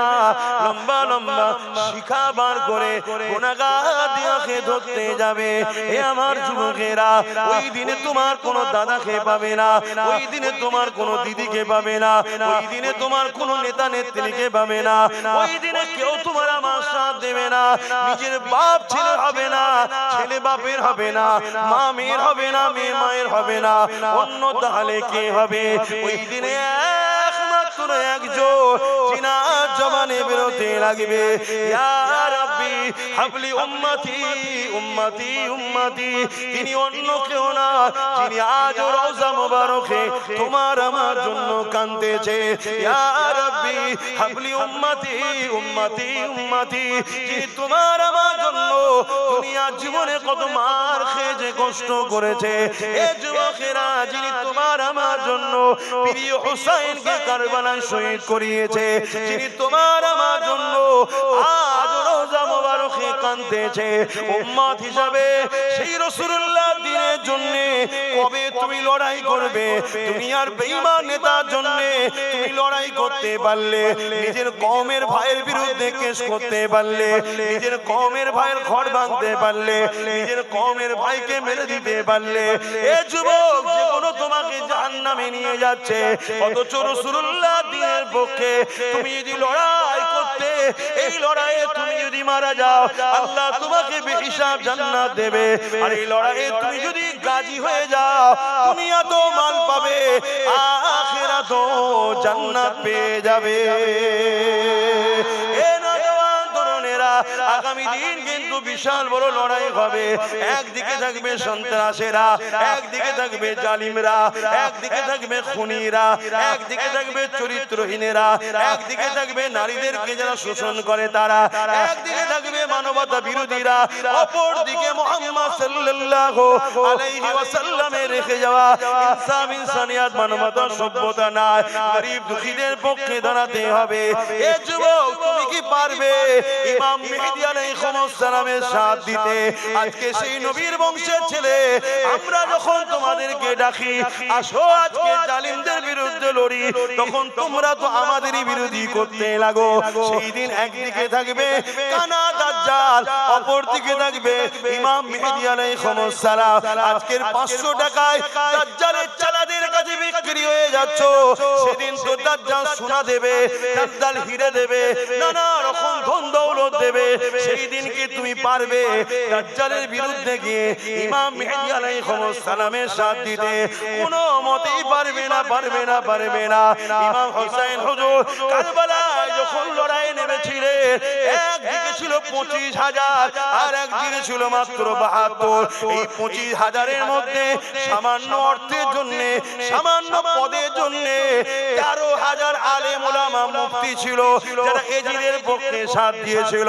নবীর নামাজের বিরুদ্ধে অস্ত্র তারা ধরেছিল, যারা কিনা নিজেদেরকে আলেম বলতো, নিজেদেরকে মুফতি বলতো, নিজেদেরকে হাফেজ বলতো, তারাও নামাজ পড়তো, নামাজের মধ্যে তারাও বলতো আল্লাহুম্মা সাল্লি আলা মুহাম্মাদ ওয়া আলা আলি মুহাম্মাদ। সেদিন তারাও নামাজে আলে মুহাম্মাদের জন্য দরুদ পড়েছে এবং কিন্তু তরোয়াল ধরেছে আলে মুহাম্মাদের বিরুদ্ধে, সামান্য অর্থের জন্য, সামান্য পদের জন্য। আজকে দিনে তো উলামাদের মধ্যে দুই দল রয়েছে, একটা খায়রুল উলামা, একটা শাররুল উলামা।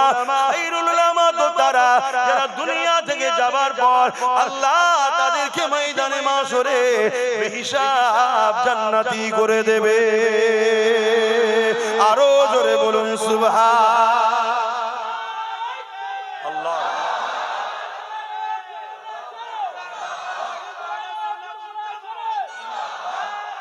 আল্লাহ আজকেও সেই দুনিয়াদার আলেম আছে, আজকেও এজিদ আছে না?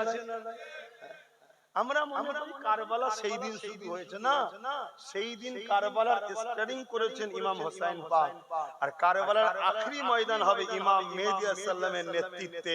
বিজয় আমাদেরই হয়, জোরে বলুন সুবহানাল্লাহ। সেদিন স্টার্টিং হয়েছে, বিজয় শেষ, আখেরি ময়দান হবে ইমাম মেহেদী আলাইহিস সালামের নেতৃত্বে। এই এর বীজখানে কত ছোট ছোট কারবালা হয়ে গেল, আজকেও চলছে। আজকে এজিদ আছে না? এজিদ তো একটা জালিমের নাম, অত্যাচারীর নাম, স্বৈরাচারীর নাম, বদমাইশের নাম, শরাবীর নাম, চরিত্রহীনের নাম এজিদ। আজকে যারা এই রকম যারা শাসক, এরা আজকের এজিদ। কথা বুঝছেন না? বোঝেন না? তা আজকের এজিদের পক্ষ উলামা আছে, এজিদের বিরুদ্ধ উলামা আছে। আজকে এজিদের পক্ষ মুসলমান আছে, এজিদের বিরুদ্ধ মুসলমান আছে। দুই মুসলমান এক নয়। একটু বুঝতে হবে ভাই, যুবকরা বোঝো, ভুল করে সময় চলে যাচ্ছে। কি আজকে টাইম এখন ঘোড়ার থেকে আগে ছুটছে।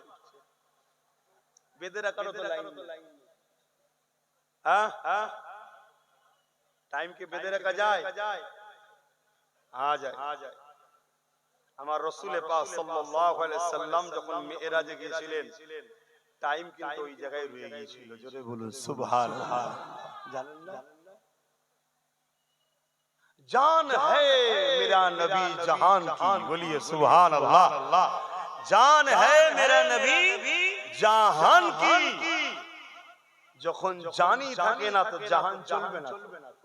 এই যে ঘড়ি, এই ঘড়ির মধ্যে কাঁটা আছে তিনটে, আরো অনেক রকম মেশিন পত্র আছে, সব আছে, কিন্তু ব্যাটারি যদি না থাকে চলবে?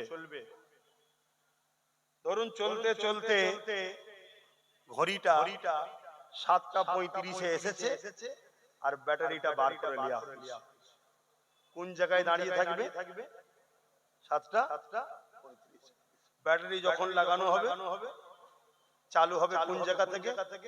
7:35 থেকে। আমার রাসূল যখন দুনিয়ার জগৎ থেকে বেরিয়ে চলে গেলেন, যেটা যেখানে দাঁড়াবার ওয়াক্ত টাইম সব দাঁড়িয়ে গেল। কেন? মূলটা জমিন থেকে জান চলে গেছে। কথা বুঝে আসছে? আবার রাসূল যেই আসলেন ওই টাইম থেকে আবার শুরু হলো। জোরে বলুন সুবহানাল্লাহ। কি নিয়ামত করেছে আমাকে যুবক, সেই নবীকে ভালোবাসো। পিয়ার আর যারা নবীকে ভালোবেসেছে তারা নবীর জন্য সব কুরবান করেছে, জানটাও কুরবান করে দিয়েছে। কি মহব্বতের কথা আমরা বলি। মহব্বত যারা করেছে হযরত আবু বকর সিদ্দিক রাদিয়াল্লাহু তাআলা সেই সময়ে আমার রাসূল পাক সাল্লাল্লাহু আলাইহি সাল্লামের কদম মুবারকে দ্বীনের জন্য, ইসলামের জন্য, রাসূলের জন্য 400 কোটি টাকা দান করেছে ইসলামের জন্য। ভাবতে পারছেন? আজকে হলে একটা দুটো দেশ কিনে লিয়া যাবে, কি যাবে না? যাবে না। আর আমার কওমেরই অনেক ভাই সেই সিদ্দিক আকবরের আওলাদদের ঘরে আবার ভিখারির বাচ্চা বলছে। আছে না? অনেকে তো আবার রাসূলুল্লাহদের নবীদের ঘরেও ভিখারির বাচ্চা বলে ফেলছে। বলুন নাউযুবিল্লাহ। অসুবিধা হচ্ছে? আবেরা নওজওয়ানেরা মন দিয়ে শুনেন, পরিবর্তন হন।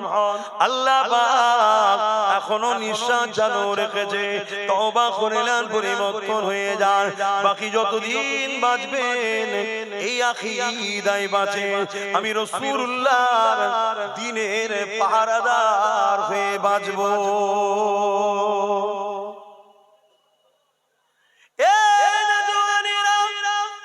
কারো গদিকে বাঁচাবার জন্য আমরা দুনিয়া আসিনি, কারো ঠিকা আমরা নিয়ে বসে নেই। আল্লাহ আমাদেরকে দুনিয়ায় পাঠিয়েছে ইনসাফের জন্য, ইনসানিয়াতের জন্য, মানবতার জন্য, ন্যায় সত্যের জন্য। যারা ন্যায়ের পক্ষে থাকবে তাদের সঙ্গে আমাদের সাথ দিয়ে ন্যায়কে আরো এগিয়ে নিয়ে যেতে হবে। এই জমিনের উপরে যতদিন বাঁচবো আমাদের একটাই লক্ষ্য থাকবে, মুহাম্মদ রাসূলুল্লাহ দ্বীনের খাদেম হয়ে বাঁচবো। এই যুবকেরা, তরুণেরা, ইসলামকে মিটাবার অনেক চক্রান্ত আগেও হয়েছে, আজও হচ্ছে, কালো হবে। ইসলামকে মিটাবার জন্য যারা এসেছে আল্লাহ তাদেরকে মিটিয়ে দিয়েছে, কিন্তু তোমার আমার পরীক্ষাটা তাহলে কি হলো?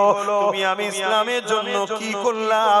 এই পরীক্ষায় তুমি আমি কতটা আগাতে পারলাম? মুহাব্বত শুধু মুখে বললে হয়নি গো। আল্লাহ নবী একদিন বললেন, কি আছো বাবা? দ্বীনের দুশমনেরা তারা গোপনে গোপনে সংগঠিত হয়েছে, তারা গোপনে গোপনে ঐক্য হয়েছে, ইসলামকে মিটাবার জন্য তারা আঘাত আনবে। এ বাবা সাহাবারা, কি আছো বাবা? দ্বীনের জন্য মাল দাও। ওই সময় নবীর সাহাবারা যাদের যা আছে আল্লাহ নবীর কদমে এসে দিতে লেগেছে। এমন সময় রাসূলুল্লাহ দেখতে লেগেছে একজন মহিলা একটা বাচ্চাকে নিয়ে আল্লাহ নবীর দরবারে এসে হাজির হয়ে গেছে। আল্লাহ নবীকে সালাম দিয়ে বলতে লাগলে, ইয়া রাসূলুল্লাহ, ইয়া হাবিবাল্লাহ, শুনলাম আপনি নাকি দিনের জন্য মাল নিচ্ছে। আল্লাহ নবী বললেন, হ্যাঁ মারে, আমি দিনের জন্য মাল নিচ্ছে, তুমি কি দেবে মা? ওই সময় মহিলা বলতে লাগলেন, ইয়া রাসূলুল্লাহ, হাবিবাল্লাহ, আমি বড় গরীব, আমার দিবার মতো কিছু না। ইয়া রাসূলুল্লাহ, হাবিবাল্লাহ, তবে আমার কোলের এই বাচ্চাটাকে আমি ইসলামের জন্য, জালিমরা যে ইসলামের উপরে আঘাত দেবে, এই লড়াইয়ে আমি আমার বাচ্চাটাকে দান করতে চাই।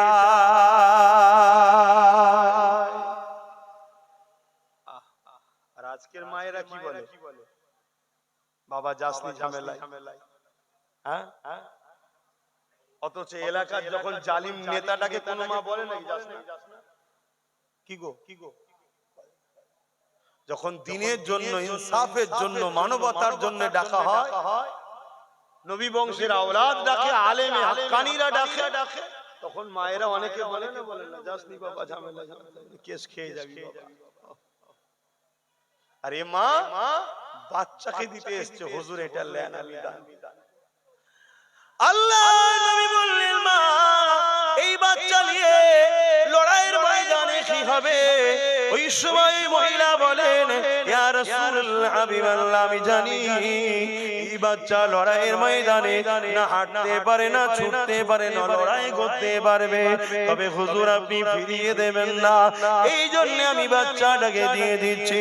ওই লড়াইয়ের ময়দানে জালিমরা তীর ছুড়বে, জালিমরা বল্লম মারবে, ইয়া রাসূলুল্লাহ, হাবিবাল্লাহ, আমার বাচ্চাটাকে ঢাল হিসাবে ধরবে। জালিমদের তীর এসে আমার বাচ্চাকে লাগবে, জালিমদের তীর এসে আমার বল্ল বাচ্চাকে লাগবে, বল্লম এসে আমার বাচ্চাদেরকে লাগবে, আমার বাচ্চাকে লাগবে। ইয়া রাসূলুল্লাহ, হাবিবাল্লাহ, আমার বাচ্চাটাকে ঢাল বানিয়ে দেবে। এ যুবকেরা, তরুণেরা, আল্লাহ নবীর চোখে পানি এসে গেল। মা আপনি ইসলামকে এত ভালোবাসে, আল্লাহ রাসূলকে এত ভালোবাসে, মা আমি দোয়া করি আল্লাহ আপনার বাচ্চা নেক হায়াত দিন, বড় হয়ে আল্লাহ তাকে যেন মুজাহিরে ইসলাম বানায়। মা আমি দোয়া করি, তবে মা জান এই বাচ্চাকে কবুল করলাম, তবে কিন্তু এই বাচ্চা বড় হয়ে দিনের জন্যই লড়বে। কি তারা মহব্বত করছে। আর আজকে কি বলা হচ্ছে? আর আজকে বলা হচ্ছে তোমরা সংগঠিত হও, যারা দিনকে মিটাতে চাইছে যে পাওয়ারে, সেই পাওয়ারটা না দিয়ে কেড়ে নাও, নিজেরা সেই পাওয়ার তৈরি করো। এতটুকু কাজ বলা হচ্ছে। এরপরও আমার জাতের অনেকে এখনো দিনের দুশমনদের কাছে দুনিয়ার সামান্য কিছু লিবার জন্য তাদের সাথে এখনো দুসাদ দিচ্ছে না। ভাবতে হবে, ঈমান অত সহজ জিনিস নয়, ঈমান অত সহজ জিনিস নয়। আল্লাহ আমাদেরকে হিদায়াত করেন, বুঝার তৌফিক দেন। বলুন আল্লাহুম্মা আমিন। কিছু বলবেন নাকি তোমরা? কিছু বলবে? তো যাই হোক ভাই, সময় তো হুম করে চলে যাচ্ছে, সালাম পড়াবো, আর একটা তারপরে একটা জরুরি কথা আলোচনা করব। আসেন সকলে একটু সালাম পড়ে লিয়া নবী সালাম।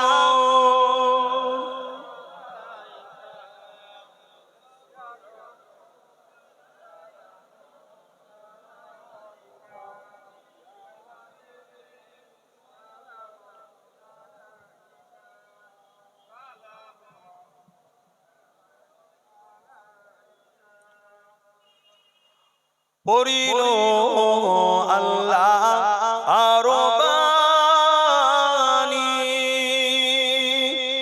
পোহালো দুঃখে এ রজনী, হইল জগৎ অনুরানী, আমিনার নয়ন মনি ইয়া নবী সালাম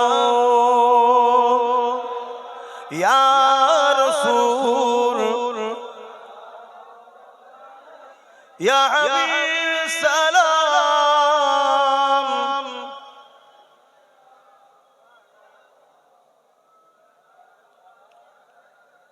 ইয়া নবী নামো ও পিয়ারা ইয়া রাসূল নামো পিয়ারা আরশ বর হক ने पुकारा सज पैगंबर हमारा या नबी सलाम या रसूल या हबीब सलाम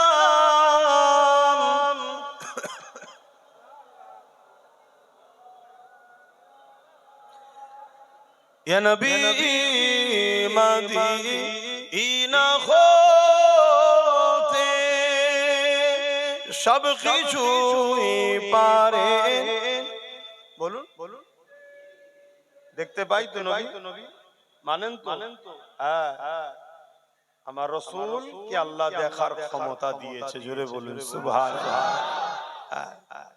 অনেকের ধারণা নবী অন্তরের খবর জানে না নবী গায়েব জানে না এখনো গুমরাহি গায়েবের মালিক নবী নয় গায়েবের মালিক হলেন আল্লাহ কিন্তু রাসূলকে আল্লাহ গায়েবের খবর জানান জোরে বলুন সুবহানাল্লাহ কেননা আবু জেহেল যখন হাবিবি আমানিকে ধরে নিয়ে এসেছিল হাবিবি আমানি আমার রাসূলকে জিজ্ঞেস করেছিলেন বলতে পারবেন আমার অন্তরে একটা কথা আছে কথাটা কি আল্লাহ নবী বলেছিলেন হাবিবি আমানি তোমার একটা 8-9 বছরের 7-8 বছরের একটা বাচ্চা কন্যা আছে যে জন্মগত প্যারালাইসিস তুমি সেই কথার ব্যথা বুকে করে নিয়ে ঘুরছো জোরে বলুন সুবহানাল্লাহ যেটা কোথায় আমিন কোথায় মক্কা আমার রাসূল পাক সাল্লাল্লাহু আলাইহি সাল্লামকে আল্লাহ গায়েবের খবর অন্তরের খবর জানার ক্ষমতা দিয়েছে জোরে বলুন সুবহানাল্লাহ ইয়া নবী মদীনা হতে সব কিছুই পারে দেখিতে মোদের কবরে রাখিলে লইবেন আপন করে নবী সালাম ইয়া রাসূল ইয়া হাবিব সালাম সালামাতুল্লাহ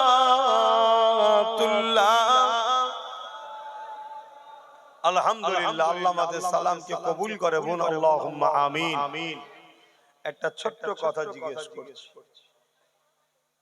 নিশ্চয়ই অনেক দিন থেকেই তো আপনারা জানেন আমার ওয়াজ নসিহতকে কাটিং করে এডিট করে বা নতুন করে এআই করে নানা রকম চক্রান্ত চলছে তার মধ্যে একটা বক্তব্য আমি সব জায়গায় গিয়েই বলছি এখনো বলছি আমার একটা ছোট্ট ভিডিও বাজারে ছেড়েছে সেটিখানে শুধু এতটুকু কথা দিয়েছে যে আমি আব্বাস সিদ্দিকী বলছি যদি কেউ টিএমসি কে ভোট দেয় তার ঈমান চলে যাবে তার আগেও দেয়নি পরেও দেয়নি এটা নিয়ে সমাজ একটা বিভ্রান্তি হতে পারে না সাধারণ মানুষ বুঝতে অসুবিধা হতে পারে না তাই এই বিষয়টা একটু খোলাসা করে দিয়ে দোয়া করব শুনতে চান তো নাকি সাক্ষী দিয়ে বল শুনতে চান তো হাত নাবান একটু গায়ে গায়ে চেপে চেপে বসুন দরুদ শরীফ আল্লাহুম্মা সাল্লি আলা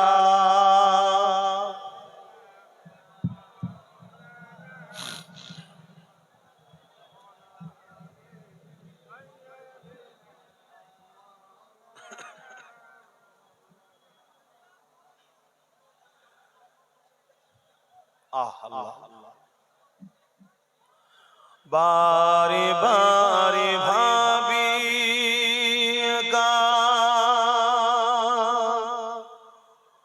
বসে নিরালাই রে পাখি গলে উড়ে যেতাম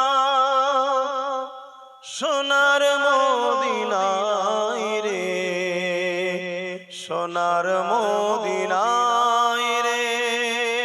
বারে বারে ভাবি একা বসে নিরালায় রে পাখি হলে উড়ে যেতাম সোনার মদিনায় রে, সোনার মদিনায় রে। বুলবুলিরা কোথা যাও, কোথা যাও রে যে আমার সালাম পৌঁছে দিও নবীজি রওজায় রে, নবীজি রওজায় রে। বারে বারে ভাবি একা বসে নিরালায় রে পাখি হলে উড়ে যেতাম সোনার মদিনায় রে, সোনার মদিনায় রে। আল্লাহুম্মা সাল্লি আলা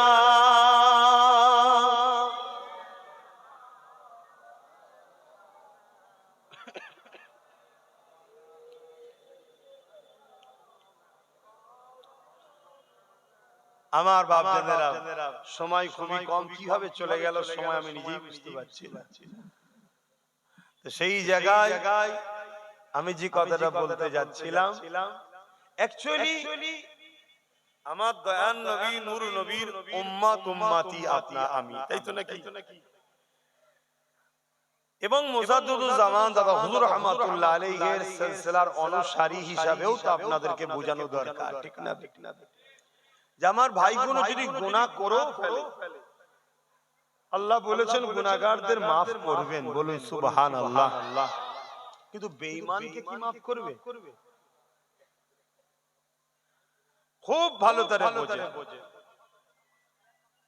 হাদিস পাকের মধ্যে আছে, আল্লাহ রাসূল বলছেন, মুসলিম শরীফের হাদিস, অন্যায় দেখলে হাত দিয়ে রোকো, অর্থাৎ অন্যায়কে হতে দিও না, হাত দিয়ে রুখে দাও, অন্যায়কে খতম করো।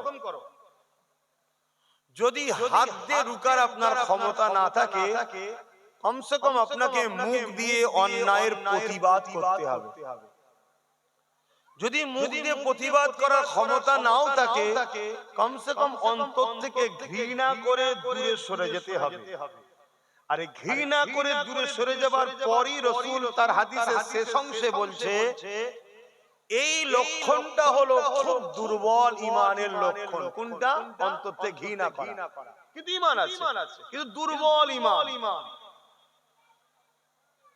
অর্থাৎ কোন অন্যায় দেখলে এই তিনটের মধ্যে যে কোনো একটা লক্ষণ যেন আপনার মধ্যে পাওয়া যায়। নাম্বার 1, হাত দিয়ে রোকো। যদি হাত দিয়ে রোকার লক্ষণ না থাকে, কমসে কম মুখ দিয়ে প্রতিবাদ করো। প্রতিবাদেরও লক্ষণ যদি না পাওয়া যায়, অন্তর থেকে ঘৃণা করো। এই তিনটের মধ্যে যদি কোনো লক্ষণ তোমার মধ্যে না পাওয়া যায়, রাসূল বলছে তার মধ্যে ঈমান নাই। কথা বুঝে আসছে তো?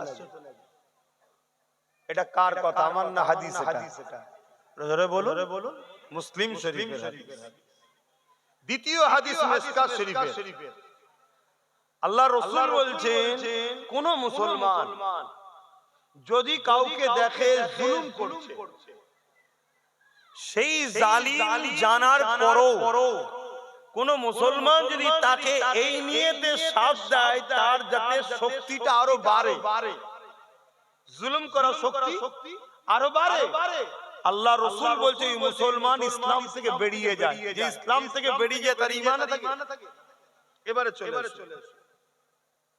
অ্যাকচুয়ালি আমি বুঝি সেটা অনেক আগে সেটা অনেকে কাটিং করে আর করে বিভিন্ন প্রজেক্টরের মাধ্যম দিয়ে দেখিয়েছে।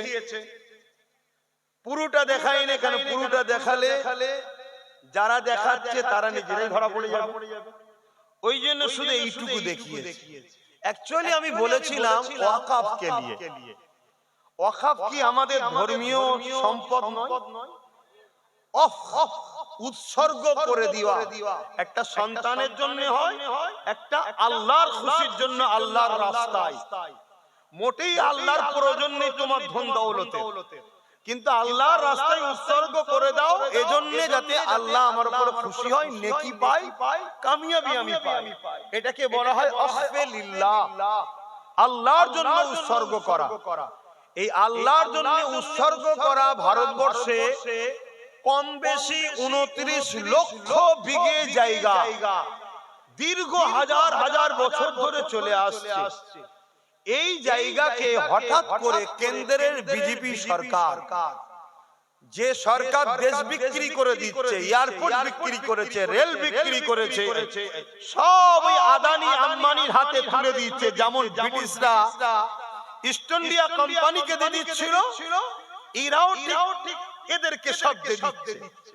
এরা সব বিক্রি করতে করতে করতে করতে এবারে আমাদের ধর্মের ওই ওয়াকফের জায়গাগুলোকে দখল করে বড় বড় কর্পোরেটদের হাতে তুলে দিবার একটা পরিকল্পনা করছে কেন্দ্র সরকার। ঠিক করছে না অন্যায় করছে?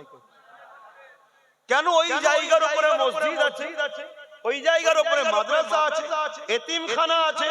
যেমন দিল্লিতে, এই বোম্বাই বিরাট বড় একটা রিলায়েন্স কোম্পানির মালিকের ঘর, ওটা এতিমখানা। আমি জানি না ও কত নম্বর এতিম, কিন্তু এতিমখানার উপরে করে বসে আছে। এইভাবে সব শেষ করে দিবার যে মসজিদ, মাদ্রাসা, কবরস্থান, ঈদগাহকে যে প্ল্যান করার আইন 2025-এ কেন্দ্র সরকার করেছে, এটা ঠিক করেছে না অন্যায় করেছে? আমি সবাইকে দিয়ে গলার আওয়াজ ছেড়ে বলুন, ঠিক না অন্যায়? রাসূল কি বললেন? অন্যায় দেখলে যদি হাতে ক্ষমতা না থাকে, যদি মুখে প্রতিবাদে ক্ষমতা না থাকে, তা না করে যদি কোনো মুসলমান ভোট দেয় বিজেপিকে, তার ঈমান থাকবে? এটা আমি প্রথম বলি। ওটাকে কেটে বাদ দিয়ে ওইটা দেয়নি কেন? ওইটা দিলে তো তোমাদের কাছে বুঝাতে পারবে না যে আব্বাস বিজেপির পক্ষে কাজ করছে, বুঝলি? প্রমাণ করতে পারবে না। ওই জন্য ওইটাকে দেয়নি। তারপরে আমি বলেছি যে পশ্চিম বাংলায় আমরা বিজেপি হাটাও, দেশ বাঁচাও, মোদি সরকার মুর্দাবাদ, আমরা আন্দোলন করব ওয়াকফের পক্ষে। আমার রাজ্য সরকার বলছে আমি মোদির বিরুদ্ধে, তো এর উচিত আমাদের সাথ দেওয়া না বিরোধী করা? উপরন্ত দেখছি এ আমাদের লোকেদেরকে ধরে ধরে জেল দিচ্ছে যারা আন্দোলন করছে ওয়াকফ বাঁচাবার জন্য। হাত্তাকে নবী বংশের ছেলে নওশাদকে পর্যন্ত ওয়াকফের জন্য আন্দোলন করতে না ভাই, তাকেও জেল দিয়েছে। অনেক জায়গার ছেলে জেল খেটেছে। ভাঙরের তো 3500-এর উপরে ছেলের নামে কেস দিয়েছে। কেন? তারা মসজিদ, মাদ্রাসা, কবরস্থানের জন্য নামলো, কেন্দ্র সরকারের বিরুদ্ধে বললো। তাহলে এ সরকার কেন্দ্র সরকারের দুশমন না বন্ধু? দ্বিতীয় নম্বর কথা, এই সরকার আজকের দিনে বিজেপি যে আইনটা করেছে, ওই আইনকে 2025 ওয়াকফ কালা কানুনকে রাজ্য সরকার মেনে নিয়েছে, হাকি না?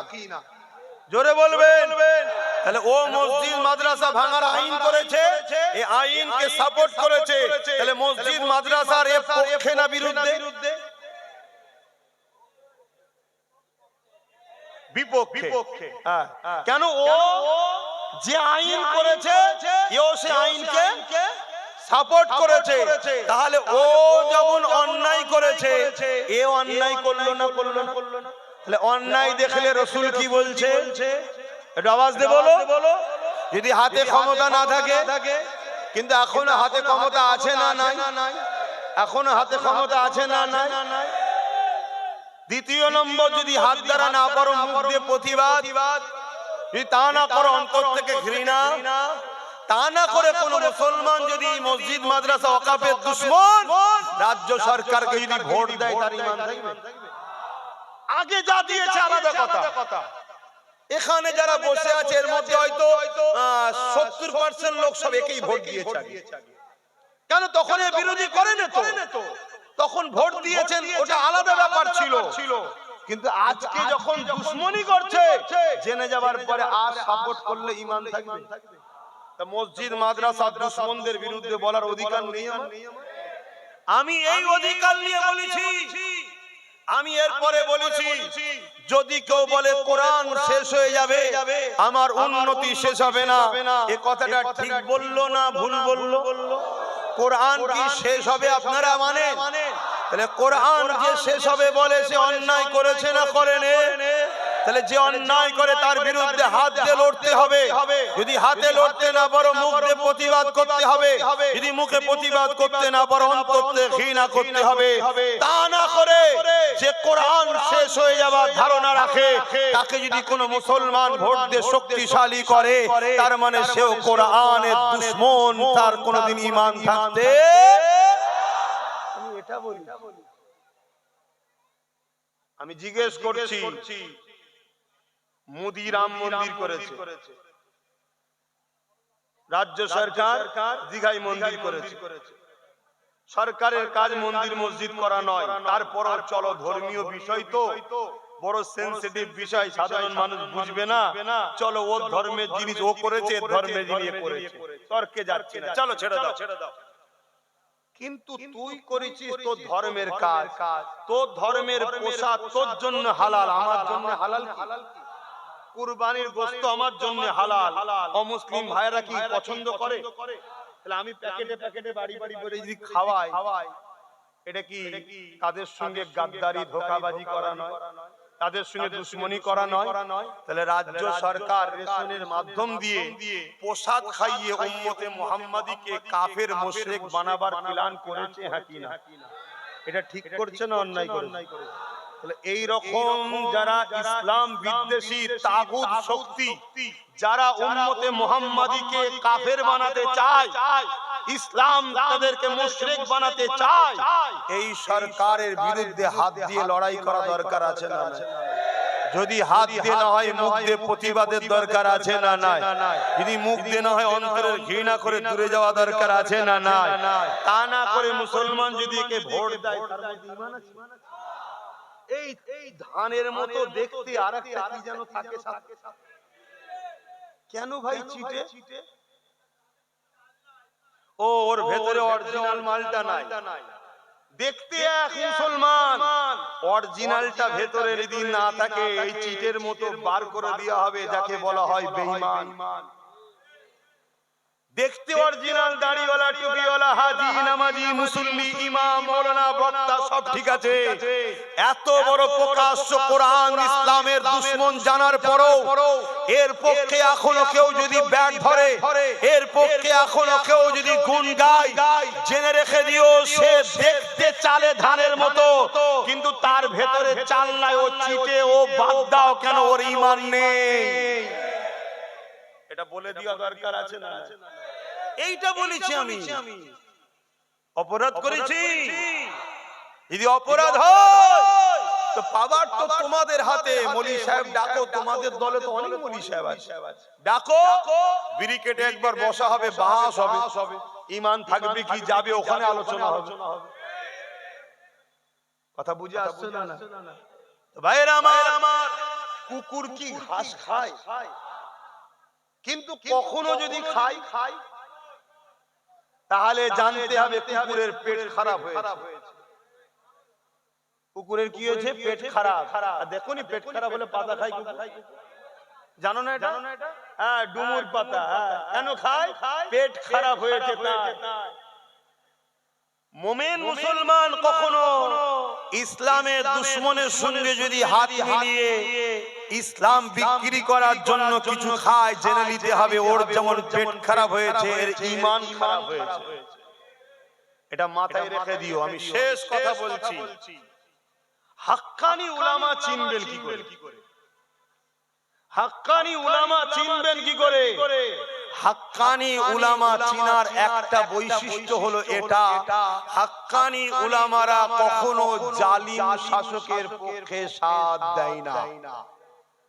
কেন? জুলুম আর ইসলাম এক জায়গায় হতে, সত্য আর মিথ্যা এক জায়গায় হতে, ইসলাম আর জুলুম কখনো এক জায়গায় হতে, তাহলে যারা জালিম হয় তাদের সঙ্গে হাক্কানি উলামা কখনো সাথে থাকতে, যুগে যুগে যুগে যুগে হাক্কানি উলামাদের সঙ্গে জালিম শাসকের লড়াই হয়েছে। সমস্ত নবীরা লড়াই করেছে জালিম শাসকের বিরুদ্ধে। আমার নবী লড়াই করেছে জালিম শাসকের বিরুদ্ধে। আমার হুসাইন পাক লড়াই করেছে জালিম শাসকের বিরুদ্ধে। আমার মুজাদ্দিদ আলপে সানি লড়াই করেছে আকবর জালিম শাসকের বিরুদ্ধে। আমার গরিবে নওয়াজ লড়াই করেছে জালিম পৃথ্বীরাজের বিরুদ্ধে। আমার মুজাদ্দিদ জামান লড়াই করেছে জালিম ব্রিটিশদের বিরুদ্ধে।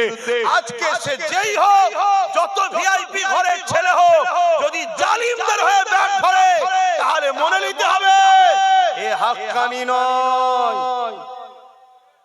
কথা মাথায় ঢুকছে তো নাকি? কথা কোনো কষ্ট দিচ্ছে না তো? তাহলে বাঁচাবার চেষ্টা করে বুঝাচ্ছি। এখন আমার শেষ কথা, যদি কেউ মসজিদ মাদ্রাসার দুশমন হয়, মসজিদ মাদ্রাসা মিটাতে চায়, তার বিরুদ্ধে কারা লড়তে চান একটু হাত তুলে দেখান। আল্লাহকে সাক্ষী রেখে হাত তুলবেন, আমাকে দেখাবার দরকার নেই। আল্লাহকে সাক্ষী রেখে হাত তোলেন, হাত তুলে রাখবেন, হাত নামাবেন না। তুলেছেন হাত, জোর করলাম, জোর করলাম। কেউ হাত তুলতে বাকি আছে কি একটু দেখুন তো? কেউ বাকি থাকলে তার সঙ্গে ঝগড়া করব না, কিন্তু দেখে রাখা দরকার আছে না নাই? কেউ বাকি আছে কি একটু দেখুন। যদি কেউ বাকি থাকে শুধু জেনে লিয়া দরকার এ আমাদের নয়, ঠিক তো নাকি? দুটো জিনিস হতে পারে, খুব মন দিয়ে শুনবেন। যদি বলেন আমি মুসলমান তোদের নয় মানে, তাহলে জানতে হবে ও মুসলমান সূরাতে সকলে ওই চিটে টাইপের, ওর ঈমান নেই। আর নচেত চাষ আমাদের জমিনে হয়েছে কিন্তু অন্য কেউ করে দিয়ে গেছে, মানে গোড়াই গন্ডগোল। কথা বুঝে এসছে তো নাকি? না বুঝতে পারেন? হ্যাঁ, ভালো করে বুঝুন। কেন? একজন মদ খেতে পারে, চুরি করতে পারে, বদমাশি করতে পারে, অনেক বড় বড় পাপ করতে পারে, কিন্তু ঈমানদার হালাল রক্ত যার শরীরে আছে সে ইসলামের দুশমন হতে পারে না। এটা তার নমুনা। দাড়ি চাচতে পারে, প্যান্ট শার্ট পরতে পারে, যাত্রা, ফাংশন, থিয়েটার, গান শুনতে পারে, কবিরা গুনাহ করছে, কিন্তু ইসলামের দুশমন কোনদিন হালাল রক্ত হলে করতে পারে না। ঈমানদার হলে কখনো করতে, ওর জন্য হয়তো ভাই গোড়াই গন্ডগোল, আর নচেত মুসলমান ঘরে জন্ম হয়েছিল, এখন ও বেঈমান হয়ে গেছে। কথা মাথায় ঢুকছে তো নাকি? এবারে বলুন, যদি কেউ মসজিদ, মাদ্রাসা, কবরস্থান, ওয়াকাফকে বাঁচাবার চেষ্টায় লড়ে, তার হাতকে শক্ত করার দায়িত্ব ঈমানদারদের আছে না নাই? তারা বলছেন আছে, একটু হাত তুলে দেখান। ঠিক বলছেন। এটাও একটু দেখেলেন কেউ বাদ আছে কিনা, দেখেলেন কেউ বাদ আছে কিনা। শোনেন তাহলে নামটা বলে দিয়ে যায়। মুজাদ্দিদুল জামানের আওলাদ, নবী বংশের আওলাদ পীরজাদা নওশাদ সিদ্দিকী ওয়াকাফকে বাঁচাবার জন্য সুপ্রিম কোর্টে এখনো লড়াই চালাচ্ছে, কেস চালাচ্ছে। তাহলে মসজিদ মাদ্রাসার পক্ষে যখন ও লড়ছে, ওর হাতকে শক্ত করে ওর পাশে আমাদের দাঁড়ানোর দায়িত্ব আছে না? কারা বলছেন আছে? আর একবার হাত তোলেন। আল্লাহ হাতকে কবুল করে, বলুন আল্লাহুম্মা আমিন। এবারে কারো মাথায় ঢুকছে না তো হুজুর ডাইরেক্ট হয়ে গেল না একবার? এরা মনে হচ্ছে নাকি হুজুর ওটা অন্য জায়গায় বললে হতো, জলসার মাহফিলে, আবার পীরের দরবারে হুজুর বলে ফেললেন ডাইরেক্ট হয়ে গেল। আর ডাইরেক্ট কি আছে? ইফতার পার্টিতে বেরুজাদার শয়তানদের নিয়ে হুড়োহুড়ি করা হচ্ছে, নবী দিবসের ব্যানার টেনে নবীর দুশমনদের মেম্বারে তুলে হুড়োহুড়ি করা হচ্ছে না? রেড রোডে কোন মুসলমান মেয়ে ঈদগাতে যেতে পারে না, আর রেড রোডে যে সেখানে রাজনীতি হচ্ছে না। ও তার বেলায় সমস্যা নয়, আর নবীর মেম্বারে বসে নবীর খানদানের ছেলে আরেকটা নবীর আওলাদের হয়ে বলবে, তাও উদ্দেশ্য কি? সে মসজিদ মাদ্রাসার হয়ে লড়ছে। আব্বাস সিদ্দিকী ভুল করছে? যদি ভুল হয় জানতে হবে তোমারও গন্ডগোল হচ্ছে। তাই তোমাকে ওদের বিরোধী লাগে না, আমাকে বিরোধী লাগছে। আসো, আমার বক্তব্য ক্লিয়ার। যে পাওয়ারে ওরা আমার মসজিদ মাদ্রাসা দখল করছে, ওই পাওয়ার আমরা দখল করে আবার কেড়ে নেব। পারবো না? পারবো না ইনশাআল্লাহ বলুন। ইতিহাসে একটা মসজিদের নাম আছে আয়া সুফিয়া। জানো? এই আয়া সুফিয়াকে দখল করে নিয়েছিল জালিমরা। আল্লাহ আবার আমাদেরকে ফতে দিয়েছে, আমরা আয়া সুফিয়াকে আবার উদ্ধার করে নিয়েছি। ইসলামে একটা মসজিদ আছে, মসজিদে আকসা, বারবার জালিমরা দখল করেছে। আবার আমাদেরকে আল্লাহ যখন ক্ষমতা দিয়েছে, আবার আমরা ফিরিয়ে নিয়েছি। তা আগামী দিন চেষ্টার পর চেষ্টা, চেষ্টার পর চেষ্টা, কারো মসজিদ, কারো অন্য ধর্ম স্থানকে কাড়া ইসলাম আমাদেরকে শেখায়নি, কারোর উপরে জুলুম করা ইসলাম আমাদেরকে শেখায়নি। কিন্তু আমার উপরে জুলুম যারা করছে তাদের ধর্মীয় পরিচয় আমি চিনি না। কেন? আমার লড়াই হিন্দুর বিরুদ্ধে নয়, আমার লড়াই আদিবাসীর বিরুদ্ধে নয়, আমার লড়াই খ্রিস্টান, দলিত, শিখ, পাঞ্জাবি, মতুয়া তাদের বিরুদ্ধে নয়। আমার লড়াই হলো জালিম সংবিধান বিরোধী শাসকদের বিরুদ্ধে, যারা সংবিধানের বিরুদ্ধে গিয়ে আমার ধর্মকে মিটাতে চাইছে।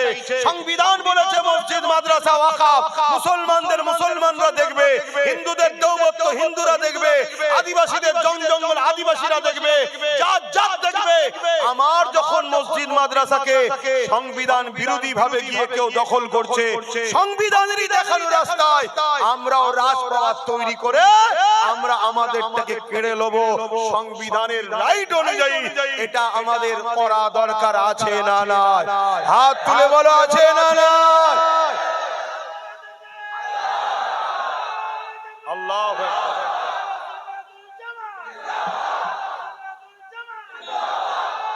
আল্লাহু আকবার।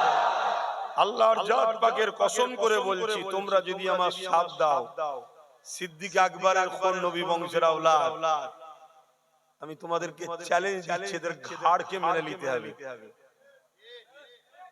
এই যে চেয়ারে বসে আছে চারটে পায়া, শুধু একটা দখল করে নাও।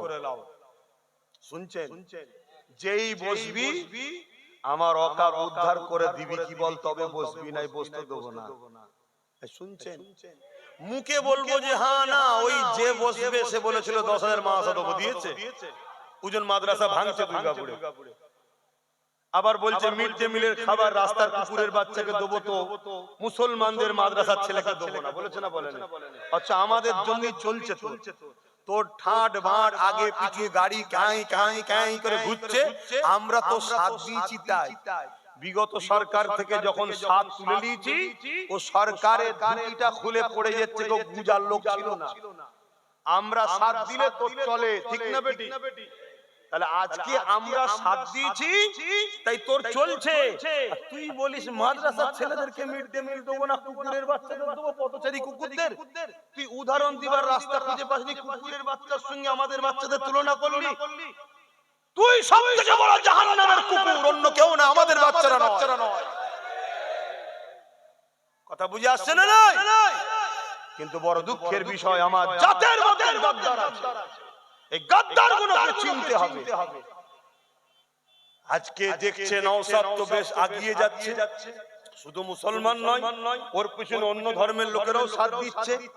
একটা যদি ভালো জায়গা পেয়ে যায়, আর এমনটা হবে দেখা যাবে ও ছাড়া সরকার হচ্ছে না, তাহলে ও তো তখন বলবে এই গলায় বক্সি এটকেছে, এবারে আজা আজা কি যত খুশি খেলবি পানিতে, বক্সি যদি ঠিকভাবে আটকায় কি ফাঁসবে না? ফাঁসবে না?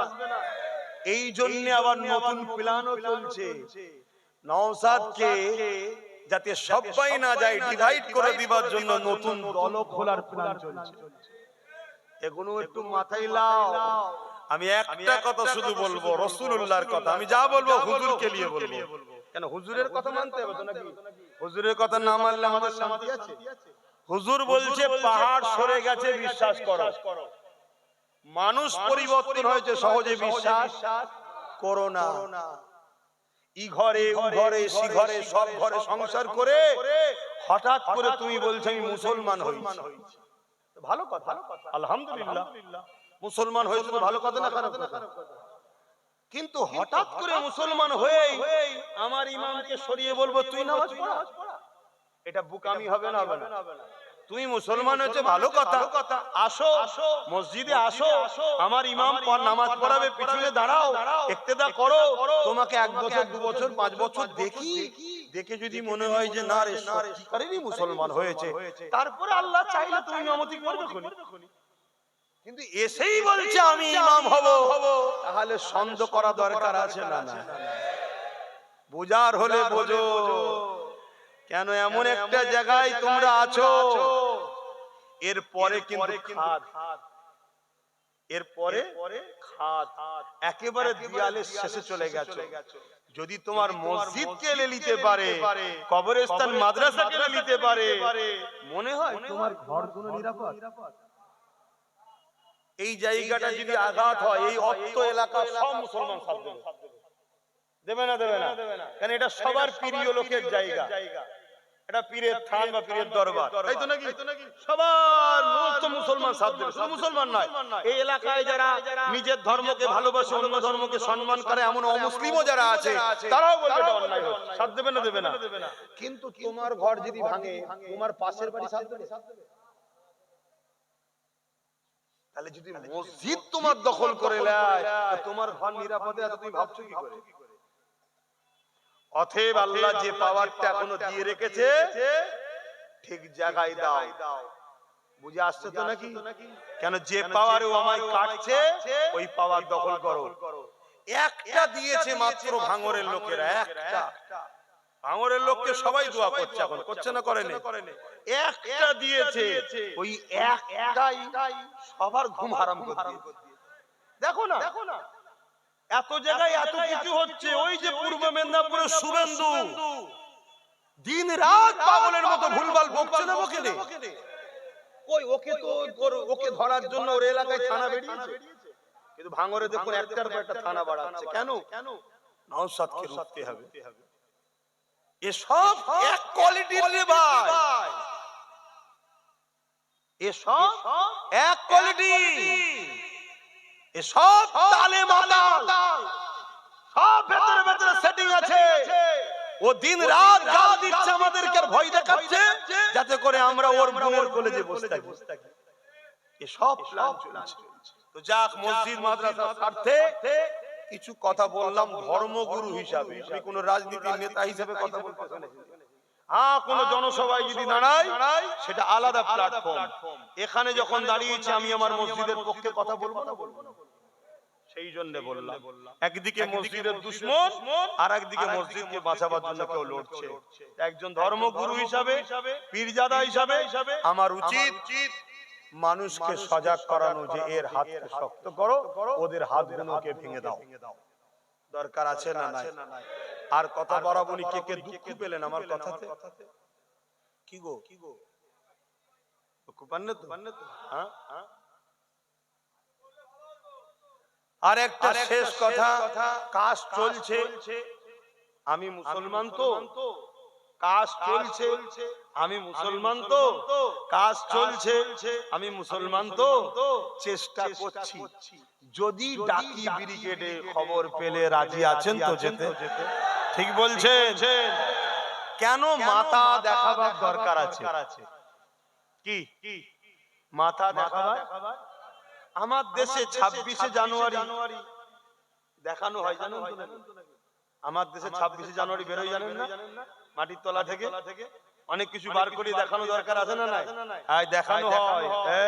পাকিস্তান দেখেরা সাইজ করবি নি, একটা ঝাড়বো, দম লিবার আগেই বুক ফেটে মরে যাবি। কি দেখানো হয় না? হয় না? আমাদেরও একটু দেখানো দরকার যে আমরা মরে যাইনি, আমাদেরও আছে। তুই কি ভাবছিস প্যাটিস ব্যবসায়ীকে মেরে বাবা মনে করছিস? না, আমরা বড় মনের মানুষ, মাফ করতে জানি, কিন্তু তা বলে মনে করিসনি যে আমাদের ঘরে ছেলে হয়। শুনছেন তো নাকি? একটু দেখানো দরকার আছে না? না, এই খবর পেলে যেতে হবে, কিন্তু কিন্তু গাড়ি ভাড়া নেই, গাঁটের পয়সা, নিজের দরদ দিয়ে। কেন আমি তোমাকে তো কিনতে এসিনি যে দিলাম যা কিনে নিলাম, না না না, 500 টাকা 1000 টাকায় বিক্রি হবে না। মাথায় রেখে এই বাচ্চাগুলোর ভবিষ্যতের কথা ভাববে। আজ যদি তোমাদের এই হাল হয়, এদের কি হবে? তো যাক, আর কথা নয়, আমাকে যেতে হবে। আর কে আছে? আচ্ছা ঠিক আছে, এখন ইমাম সাহেব ওয়াজ করবেন, তারপরে আরো উলামা হযরত আছেন, সম্ভবত বসিরহাট ও আচ্ছা ফুরফুরা থেকে আমার ফুফুতো ভাই মাহতাব হোসেন সাহেব তিনি আছেন, আসবেন। ও আচ্ছা, বসিরহাট হুজুর আওলাদ মনিরুল আমিন সাহেব তিনিও আসবেন, আলোচনা করবেন। এখন আমি বিদায় নিচ্ছি, এবার আগে ছোট্ট করে দোয়া, আল্লাহুম্মা আমিন। আয় আল্লাহ, যদি সত্যি এরা দুনিয়ায় আমাদের সাথ দেয়, আল্লাহ যদি সত্যি এরা দুনিয়ায় আমাদের সাথ দেয়, মালিক পরকালে একসাথেই আমাদেরকে জান্নাতে রেখো আল্লাহ। আয় আল্লাহ, হাবিবের খাতির রহমত করে, দয়া করে, মেহেরবানি করে আমাদের জীবনের গুনাহ খাতা আপনি maaf করে দেন। নামাজি, রোজাদার, মুত্তাকি, পরেজগার, হাজী গাজী বানিয়ে দেন আল্লাহ। আয় আল্লাহ, এই মাহফিলকে কবুল করেন, এই জলসা কমিটিকে কবুল করেন, যারা আমার পূর্বে আলোচনা করেছে দিনের পক্ষে আলোচনাকে কবুল করেন। আমার পরে আরো অনেকে রয়েছে, বিশেষ করে ফুরফুরা থেকে, ফুরফুরা শরীফ থেকে আমার ফুফুতো ভাই আসবেন, এবং বসিরহাট হুজুরের আওলাদ তিনি আসবেন, এবং ইমাম সাহেব একটু আলোচনা করবেন। আল্লাহ এই সব আলোচনাকে কবুল করলেন আল্লাহ, সুস্থভাবে সবাইকে ঘরে যাওয়ার তৌফিক দেবেন আল্লাহ। আল্লাহ এই জায়গাকে আপনি কবুল করেন, ওয়াকাফকে আপনি হেফাজত করেন, ওয়াকাফের দুশমন যারা তাদেরকে ধ্বংস করে দেন আল্লাহ। আল্লাহ কেন্দ্র ও রাজ্যকে জালিম হুকুমতদের হাত থেকে হেফাজত করেন। হে আল্লাহ, যারা এখনো ভেতরে ভেতরে হোক প্রকাশ্য হোক এই জালিম অত্যাচারীদেরকে ক্ষমতায় আনার চেষ্টা করে, আল্লাহ তাদের চক্রান্তকে ব্যর্থ করে দিন আল্লাহ।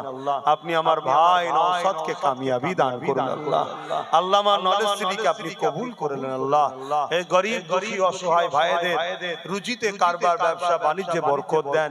বিভিন্ন রাজ্যে আমার ভাইয়েরা গিয়ে মার খাচ্ছে আল্লাহ, যারা আমার ভাইদেরকে মারছে আল্লাহ আপনি তাদের বিচার করেন আল্লাহ।